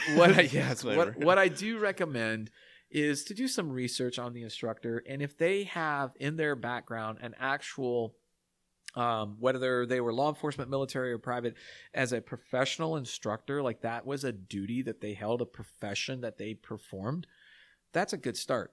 You know, I mean, there's a lot of guys that are good at shooting, but there's not a lot of guys that are, or girls that are good at relaying that information. Right. And that's the tough part. You want to find somebody that's a professional instructor that knows how to communicate, transmit information so that you can understand it, so that you can then take that information and apply it. And that's the part that is often overlooked from the instructor side, is that I could be the very best in the world at this or that, but if I cannot communicate that to you to where you understand the information and then can recall that information and apply that information, doesn't matter. Yeah. Does not matter. When you're working with, high level guys like a Tim Kennedy, guys like that, what are the things that you really work on with guys like that? Like I mean, when Tim and I get together and we try to shoot as often as we can, schedule permitting, I'm not really teaching him things. Yeah. We'll set up drills that will identify weaknesses in all of our shooting. And so I don't have to tell him what he's doing wrong. He knows what he's doing wrong. Yeah. Especially when it's him and I, or him and another guy, and there's a competitive fervor going on there. Yeah. And there's that kind of need to try to go hard and go fast. It's great to do that. I mean, that's one of the things that I like so much about the opportunity. It's not that I don't enjoy hanging out with Tim, but what I really enjoy when we get together to shoot is that there is a level of intensity that really is hard to replicate for me. It really is. So I am like, it's my crack in some respects. Like, notice that base foundation of being a Navy SEAL that's been in you. Yeah. Because, even in your workouts, I noticed on your Instagram, you're always cracking on yourself. Like there's always some component where it's like, that's common at the highest levels though. There's almost like this self-degradation, but it's like, you're degrading yourself, but you're building yourself up through that. I mean, the thing that I tell people is that you cannot be afraid to fail. Right. You cannot be afraid to make a mistake or hold something back or not pursue something, because then you find yourself only working in your comfort zone. Yeah. And we had a saying that I still live this day, which is get comfortable being uncomfortable. Right? I've heard that one. And it's a fantastic metaphor for everything. And so, when we get together to shoot, a lot of times the drills that we're shooting are the professional development stuff that I do for myself that I'll just bring into that kind of situation, that setting with him and I and anybody else that's there. And we'll go at it. I mean, and the thing about it is that it illuminates to me where my areas are that I need to work. Yeah. And it does the same for him. Like, right. I don't need to say, well, change your grip, change your size, change this, change that. He knows what he needs to do. Yeah. Yeah. Just a couple more questions because I know you're lacking on the time. No, it's okay. So when you got out of the SEAL teams, mm-hmm. and you were going into the private sector, can you talk about a little bit about the personal side of that and like getting out of that as a person, and how did that affect your mentality? Did you feel like you lost something? Was that tough? Sorry. No, it's I'm okay. Sorry. Kisses, yes, baby. Oh, that's the mic, baby. That's the mic. Leave the mic alone.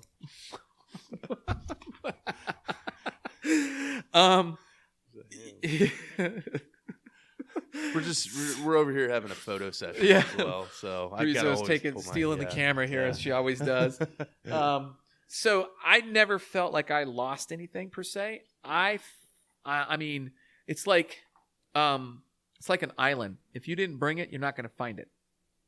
So what the Navy did was the Navy took what I had and frickin' just maximized it. Yeah. They gave me the opportunities, they gave me the timing, they gave me the resources, they gave it everything that I needed to be successful. And what they did was they told me to go be successful. They didn't tell me how. Right. They just said, do it. Right. And that's the same mentality that I still have to this day. Like, there were plenty of times when they told me what to do. Don't get me wrong. But what I meant by that is like, there's a certain expectation that we have within our community. It's like, it's simple. It's like, I don't want to ever be the guy on the mission that failed. Right. So I train myself religiously and feverishly to not be that guy. Yeah. Right. So I don't want to have a weak spot. I don't want to have any areas that would cost my teammate or the mission. Yeah. It's just that was, and so the Navy just gave you the opportunity to do that. They put it out in front of you, and you were expected to be at the top of your game. They didn't. Once you got to the team area, it's a totally different ballgame. You weren't told what to do anymore. You were given boundaries, and then there was an expectation put on you, and that's where I think the best frogmen actually kind of were produced. They were produced because it was basically the Navy just getting out of the way. Yeah. Just get it. That's interesting. I think that I find that so common now in this, kind of post 9/11 era. But guys getting out and, and kind of like not understanding the tangible skill set that connects right in the civilian sector. Yeah. And there is some of that. Yeah. But what you're saying right now is an amplification of really what should be said to even guys who are getting out of the front side or whatever. It's like, listen, you might not have learned that actual like tangible skill to go be that CEO or whatever or start your own company. But what they did teach you are those intangibles that civilians aren't learning, like unless it's parented into them. For sure, but you can't teach what the dynamic of combat teaches and what the dynamic of being on a team teaches. It's so true, and that's one of the things that I tell a lot. My advice is most people, and it took me some years to really pinpoint exactly what my mission was for my naval career, and it was the brotherhood. It was serving something bigger than me. It was being faithful to my team and our mission, and then living the life, basically being the example. So when we call that, living the life, it's implied that you are setting the example for others to follow, the younger generation, if you will. And so, all of that to some extent is part of the DNA for many veterans. Yeah. And a lot of times what they lack is direction, because we were so used to having that direction. Yeah. Command would give you your op order, and then you would create your mission. It would get approved, and then you'd go and do it. So the problem that many veterans have right now is that there's no command element giving you the op order. And that's hard. That was a hard thing for me. I floundered a little bit because I wasn't entirely sure that I didn't recognize that basically I was the person responsible for giving the op order, and then I was the person responsible for executing the op. Yeah. And that took some time because you're floundering to some extent. Like, where's this op order coming from? Where do I go to get it? Where's my guidance? Yeah. Where's the commander's intent that tells me what I need to do? It's lacking to some extent once you move into the private sector. And that I did struggle with in the beginning. Yeah. I was lucky that some of the things that I did were they pointed me in the right direction and said, go do what you know how to do. Just do it in this environment. I think that's where the special operations side translates over so well, is because you have like a very individualized element. It's very, I do not disagree with that statement at all. Right. But I feel like within the military in general, there is still be the very best, whatever it was. You're a mortarman, be the very best that you can as a mortarman. Yeah. If you're a machine gunner, be the very best of a machine gunner. Understand what it means to do that, and then go do it. Yeah. Figure it out and do it, because that's what I need. I need somebody on the battlefield that is going to take that initiative, and that's what wins fights. It's the lead element, not the echelon element, that win the fights. Yeah. They're the ones that are able to make those timely decisions that matter in a crucial environment. There's no time. We call it, it's initiative based. Set me on my course, provide me with my boundaries, tell me what the intent is, and then get out of the way. Yeah. That's awesome. And it's the same thing to a certain extent within the private sector. It's like you need to establish your own commander's intent. You need to establish your own boundaries left and right. You need to establish your own, expectations of when you want to try to have achieved this mission, whatever that mission might be. Year 1, year 3, year 5. Those are good examples. Where do I want to be in year 1, year 3, year 5? Establish some tangible metrics that you can then use as your foundation. Yeah. And that's a good point. I mean, I will tell you that that's not at all what I did. But that's what I wish I had done. That's what I look back, because I floundered in that sense. I kind of lost my way because I didn't know exactly what I wanted to do for a while. Like, I knew I wanted to kind of go in this kind of like direction, this world, if you will, but I didn't know exactly what it was going to look like for about 4 years, I think it was. And then all of a sudden it clicked. I'm like, oh, this is it. Now I just need to dial it in even more. So over the years, I just keep dialing it down to where it's just laser focused. And it's, and every now and then I have to shift the direction of the laser to some extent, but it's so finite at this point. And I'm not, I tell people that I'm not a very good businessman. Neither am I. Yeah, I really struggle with some of the most basic of business sense. Yeah. But I make up for it by providing such a excellent service product that it can kind of bridge the gap. Yeah. That's how I feel about the project sometimes. When I get sponsorships or something happens, I'm like, I don't really think I engineered that. I think it's the fact that people just believe in the work. I don't know that but you could then kind of go back. It's chicken or the egg. Then you kind of go back and say, well, I instituted that through my op order, which is now being observed by the theater. That's a good point. Yeah. Yeah. Growing your business with Jeff Gonzales. Starting a podcast, Jeff. Yes, we're doing, growing your business in the Sahara Desert with Jeff Gonzales. You have this little bottle of water and a seedling. Good luck. What are you going to do? Yeah, it was definitely, there was a lot of lessons learned, a lot of trials and tribulations that I went through. What I think and I mentioned this the other day, what I feel like turned out, what I thought was going to be my greatest obstacle turned out to be my greatest strength, which was the, there's a certain expectation that I had when I was working with my guys. Yeah. Again, I'm going to tell you exactly what I expect, and then it's like, go. I'm going to make sure that you're doing it, and if you're not, I'm going to tweak it. Right. But I'm not going to sit here and try to handhold you through it. So I had a certain level, and also the big one was the mentality. And I feel like this is across the board, special operations, even the military in general. Just that mentality, like it's a tangible item that is very intangible to others in some ways. It's kind of hard to explain that, but it's kind of like porn. You know it when you see it. Gotcha. But what ends up happening was when I realized that these students that were in my class were not special operations elements, it wasn't a bad thing, and what I did at that point was I had to understand each of these students individually. So when I worked for the mission, for the greater good of the mission of our team, unity, command, whatever it was. Right. And if you weren't able to, as an individual, to fulfill the mission, then you were part of the problem. Right. And I would I would work feverishly to get rid of you. Yeah. Now that was my job. I tell that very bluntly. Yeah.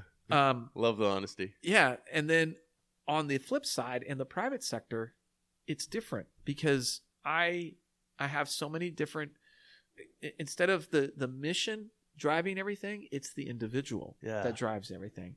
And what you're dealing with a ton of complexities. Well, that's the thing. Personality. Oh, that's the biggest thing. You have the individual, but you also have what really drives it for me is individuals. That's true.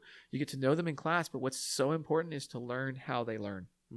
Once I understand how you learn, how this student learns, and it sometimes isn't easy. Sometimes it takes a while. Sometimes there's some barriers that kind of hide it all. But once you learn how they learn and you can start affecting change in their behavior that shows them that they can do this, now they have developed that level of trust and they're willing to go out on a limb and expose some vulnerabilities that they might not have been willing to do previously by admitting or acknowledging or recognizing that they don't have the skill, they don't have the knowledge, they don't have the ability. Right. And so when you can do that, and you basically have to put yourself in the student's shoes and recognize who they are and where they are, and not you can't put yourself in their shoes and see yourself in the mirror. Yeah. You have to be able to see them in the mirror, and you have to be able to see kind of what are their struggles, what are they having a hard time with? Is it if it's a petite female, is it the grip? If it's an older shooter, is it their stamina? Is it a younger shooter that has eyesight issues? Whatever the case might be, and those are just physical limitations. Those don't even get into the cognitive side of the house. Talking about psychomotor versus the cognitive, and it's like, because honestly, I can teach a monkey to shoot, really, but the cognitive aspect of helping them to understand the whys, that is what is really the hardest part. That's the trick on the instructor side. That's what you get paid the big bucks, is to helping the students, number one, understand the why, and then number two, believe that they can do the why. And so when you're teaching them, you work through all kinds of active scenarios, I imagine. Is there most of the time a lot of home defense? I mean, the thing about it is that we have kind of like two main areas that we focus. We have the marksmanship side of the house. Like, this is just the mechanics of learning. This is the technically correct way to how to shoot a gun. Yeah. All right. Then there's the application of that goes into situational. So there's the technical and the situational. And the situational, a lot of times, that's where we start with the concealed carry side of the house, meaning that we start to teach you how to carry concealed. Then we start to teach you the laws, the rules of engagement, if you will. Then how to best conceal, what's the best firearm, what's the best holster, what's the best positioning. So that's all situational. That then takes your marksmanship skills that you already have and now applies them in a situation. Right. Or the context of a situation. That makes sense. Yeah. So what do you enjoy the most in particular about your job here, being the director? I mean, I'm sure there's a lot. There's a lot, but I love seeing students recognize that they can achieve what they set their minds out to, and we're just a mentor in that process. I had a young lady in a class just the beginning of this month, November the 1st. And she was already a good shooter, but there were a lot of flaws in her technique that were partly put there by other instructors, and then just partly put there because didn't know any different, right? And we worked with her to get past a lot of those, and then all of a sudden it was just like a flick of a switch. She just turned it on and never looked back. And that's the point that I love when they recognize. They're like, oh yeah. It's like, I mean, literally you could see it in their face and their body language, the confidence that they're exuding now with that they can willfully place the bullet exactly where they want on command repetitively. Right. And watching her do that was awesome. That's awesome. And that's the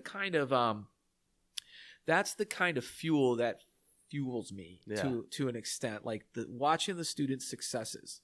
And they don't often happen to that extent, like that light switch. Sometimes it's more of like a dimmer. It kind of comes on a little bit at a time, and then eventually it's bright, Right. But even then, I still find value in watching that because they're taking on that information at a pace that is what they can manage. That's the hard part, is that everybody learns at different levels and speeds and conditions, so not always works out perfect. But watching people come back and back and back and see the growth is great. I mean, that's one of the reasons why we created what we call here the Gunfighter Club, which is a monthly training subscription. So for talk about that. What is that? So it's basically what you do is you pay a monthly fee, which is just $225 a month, for 16 hours of actual training. Wow. Like real training, like any of our 8 or 16-hour classes.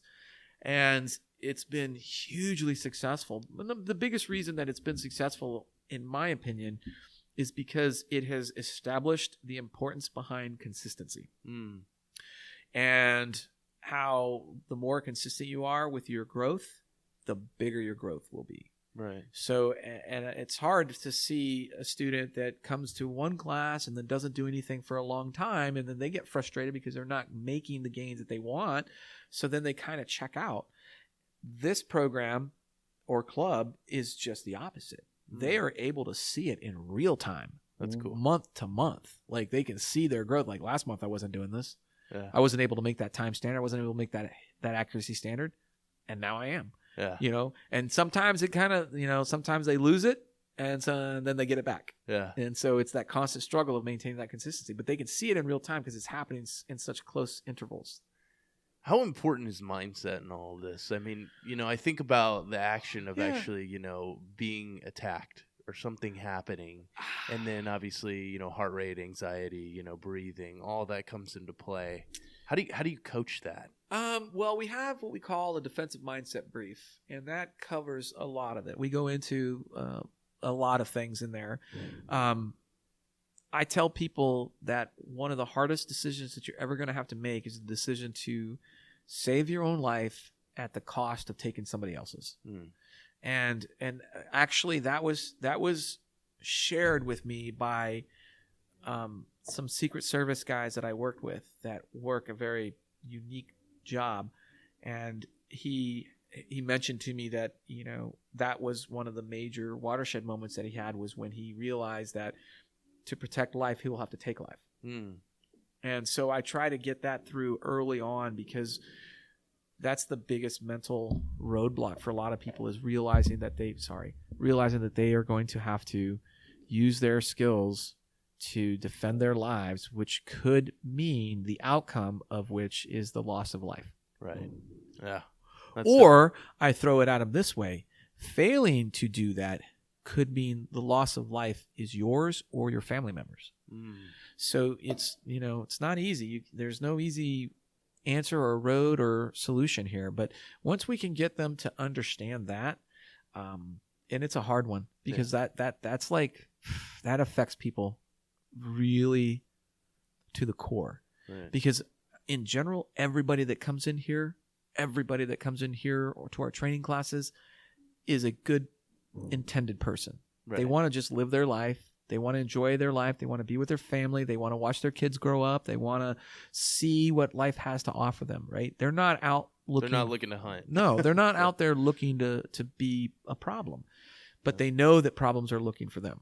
Right. They've come to that realization. And we see it more and more with the increase in the license to carry classes, the concealed carry classes. More and more people are taking that they're making their minds up on their own that, okay, this isn't quite as safe a place as I once thought it was, or I can't take those liberties anymore that I once did. How important is that, Jeff, like in the dynamics of our culture now and the way things are going, to get out and get this training? Well,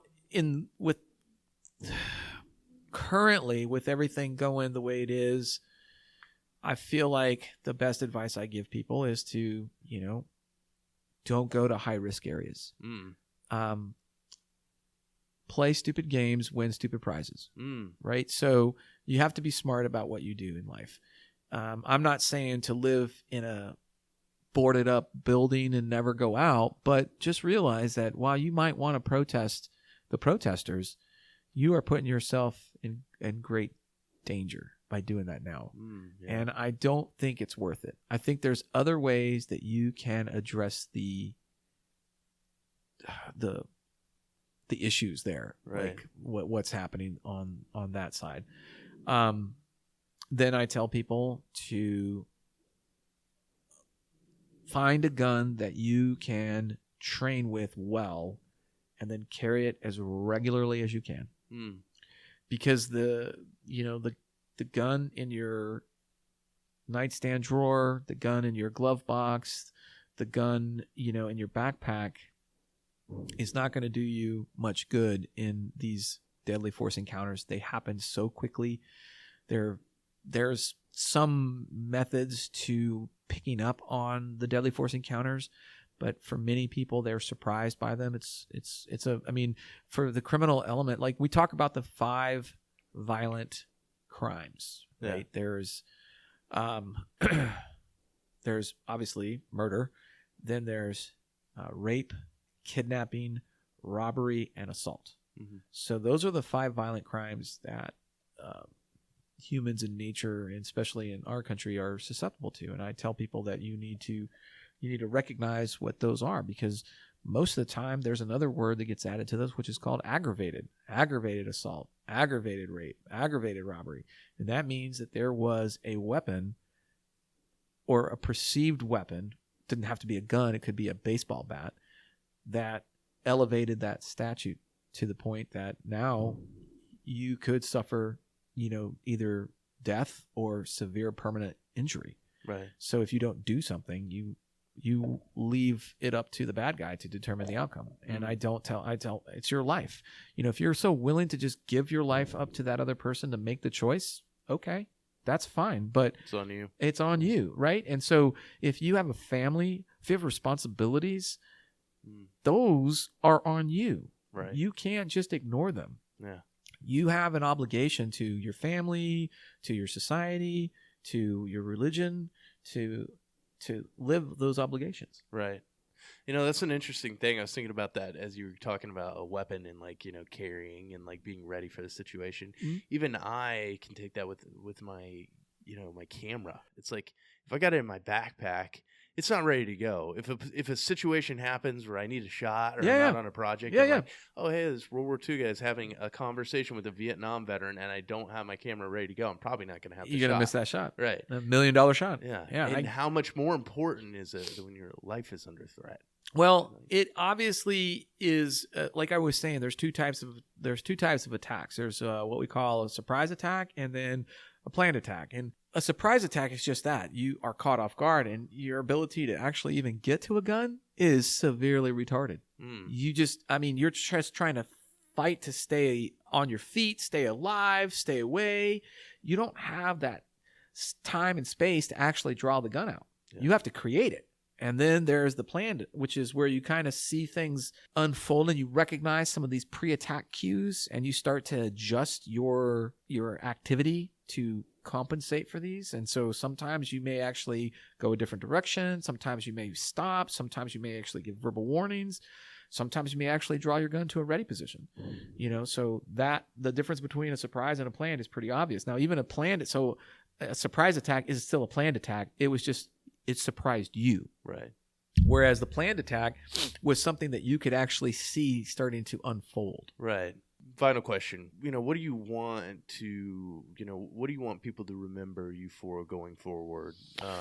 In your legacy and what you're doing, because we have this kind of motto with the project, or our legacies are the mission. Yeah.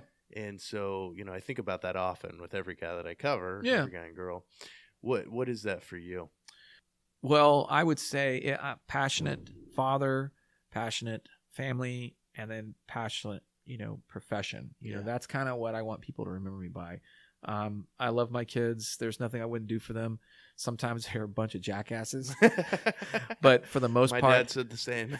For the most part, I couldn't be happier. These guys are turning into young men that they surprise me and make me proud every day. My family, those that are close to me, they mean the world to me. I want to, I tell people this, like on Veterans Day, it's sometimes hard for a lot of veterans. I'm sure you feel the same way when somebody walks up to you and says, thank you for your service. Sometimes it's hard for me to accept that. I always am very gracious in my overt nature, but inside, sometimes it's a little hard for me to accept that. I never did it for praise. I never did it for recognition. I never did it for any of those external motives, right? I did it for a totally different reason. And so when I'm talking to my fellow veterans, I always tell them to live a life worthy of the sacrifices of our teammates, our brothers and sisters that didn't make it back. So that's why my family is important, is I want to live a life worthy of their sacrifice, of my teammates that didn't make it back. I want to enjoy the life's pleasures that they will not be able to enjoy, with their family. Yeah. And I, trust me, I don't always do a good job of that, but it's my mission to try to make that my day-to-day occurrence. And I'm very lucky. I have an amazing woman who is so incredibly gracious and patient with me. Yeah. Because I am not an easy person to be in close proximity for very extended, long periods of time. So I'm very lucky. You seem very high energy. I'm described that way. I'm hard to be around for a while. Yeah. I remember on one of my evals, one of my mentors put down in big red letters, live wire. I'll never forget that. Yeah. And I saw, and what's funny is I didn't see the eval until after it had already gone up the chain of command. And so it comes back down and it shows me to this, and I was like, what? That's amazing. And then my profession, I'm very passionate about my profession. I am, my goal here is to bring awareness to not the negative side, but the positive side of personal defense. Yeah. What it gives you, what it allows you. Like a lot of times there's a negative stigma that, oh, you're paranoid. I'm like, I'm not paranoid. I'm aware of evil that exists in the world, and I'm prepared to meet it should I have to. And I live my life. I just go about my life as best as I can. Now, I happen to have a very unique profession here, but I do live my life. I am very adamant about that. I don't want to be hindered or force myself to miss out on things that I would probably miss or regret. Yeah. How have you pushed that passion in your life, and how have you, how do you relay that to others? You just have to lead the example. Yeah. You have to lead the life that they can see, and the best mantra for leadership, because that's what this really boils down to. In my profession, my job is to be a leader in the community, from my peers as well as from the students, and then to take that and emulate that in my everyday life. So I typically will show people a lot of my failures, or I'll show people a lot of my setbacks or frustrations. Social media is always generally the very small percentage of the positive people are always trying to portray. I try to put out the failures that I have. A lot of times it comes in different, it comes in my workouts, it comes in my training, it comes sometimes in the loss of a loved one or loss of a teammate. Right. So just try to set that example for others to follow and let them kind of find their own way in fulfilling it.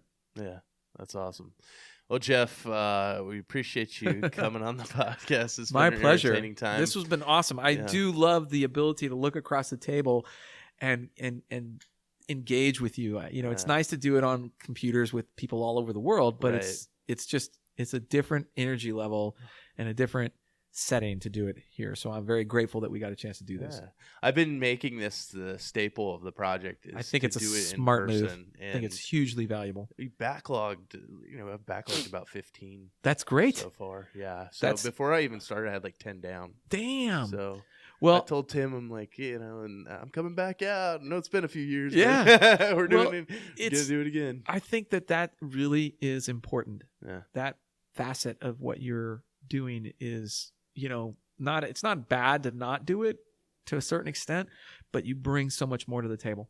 I just kept, for me, I just kept hearing the recordings again and again and again. And, one of the things is I've, for the last couple of years, I've co-hosted Global Recon, which is a podcast that goes out quite a bit. Nice. And I've co-hosted that quite a bit, and others, and I've really enjoyed that. I've always wanted to really get the reintegration side across. But one thing that I've noticed in some podcasts, and this isn't to knock them because it works for them, but is the fact that after listening to it it takes me a while to really plug into the podcast because of the fact that I've got to really get into the way that it's being recorded. Mm-hmm. You don't feel that same energy level as like you would feel on a Joe Rogan podcast or somebody like that where they're actually in person. Yeah, I know. It's totally different. Totally different. Yeah. You could tell that. Yeah. You could totally tell that. Right. It's so funny. I had to look down at her. I swear to God, sometimes I still think that she's I look to make sure, is she breathing? Yeah, she's breathing. I didn't mean to break eye contact. No, yeah. I had to do that. I was That's important, yeah. She was laying so perfectly still. I had to look down there and go, wait, okay, yeah, there she is. She's breathing. She's got that quiet, deadly calm. Oh, yeah. Trust me, as soon as I get going, she's going to be freaking pegged to the wall. Yeah. Well, Jeff, thanks again for coming on the podcast. And for those of you that heard all this noise in the background, I'm already probably going to say that at the beginning, but we're at a range. Yes. So that's actually people enjoying our facility. Yeah. So, That's awesome. And Jeff, do you have anything to plug? Where do people go to for? So the simplest response to that is just go to our website, tridentconcepts.com. All of our social media is linked there. It's the easiest way than trying to give people names or call signs and whatnot. I really do spend as much time as is appropriate for me on social media, posting tips, posting information. Our blog that's one of the underrated things about what I do is I've been writing a blog now for probably 4 years, maybe 5. That's awesome. Yeah. I didn't even know that. I need to plug into that. Yeah, so it's got about 500 blogs. It's all related to personal defense, handgun, rifles, and there's usually I tell students that before you send me an email asking me a question, go to the blog site. It's off our website, and do a search. You use the search engine and try to find your answers on your own, which most of the time they do. Awesome. Yeah. And then, I do try to be actively engaged in social media, Instagram, Facebook, Twitter. I know that it's the best way to communicate with a lot of people, even though it has, a negative kind of blackish cloud flying over it. What's your Instagram tag again? What was it? I think it's JL_Gonzales. Yeah. Yeah. Awesome. Yeah. Well, everybody who's listening, make sure you go follow him. Thank you. I appreciate that. You will see the negatives in life. Yes. And it's always inspiring for some reason. It's like, hey, guess what? We don't all have good days all the time. I tell people that. I'm like, every video is not a PR lift. Every video is not, a bullseye. Every video is not me having fun. It's sometimes, the harsh realities of life and the other thing too is I do try to share some of my personal life that I'm very guarded about on my social media, particularly Instagram. Yeah. So that's one way to kind of get a look inside or behind the scenes, if you will. I feel that love though, man. I do. I try to do that. Like I said, I'm a dysfunctional introvert. That's what I really am. I like that. Yeah. Well, Mr. Gonzales, thanks for coming on again. My fellow pleasure. South Texan. Yes. Yeah, grew up right down the road. We appreciate you. And for those of you listening, don't forget to subscribe, rate, and review the podcast. If you like it, leave us a 5-star review. And don't forget, our legacies are the mission. This has been the Veterans Project Podcast with our founder, Tim Kay. Check us out at www.thevetsproject.com, on Instagram at The Veterans Project, Facebook, The Veterans Project, and Twitter at Project_Veteran. Thanks for listening, and don't forget, our legacies are the mission.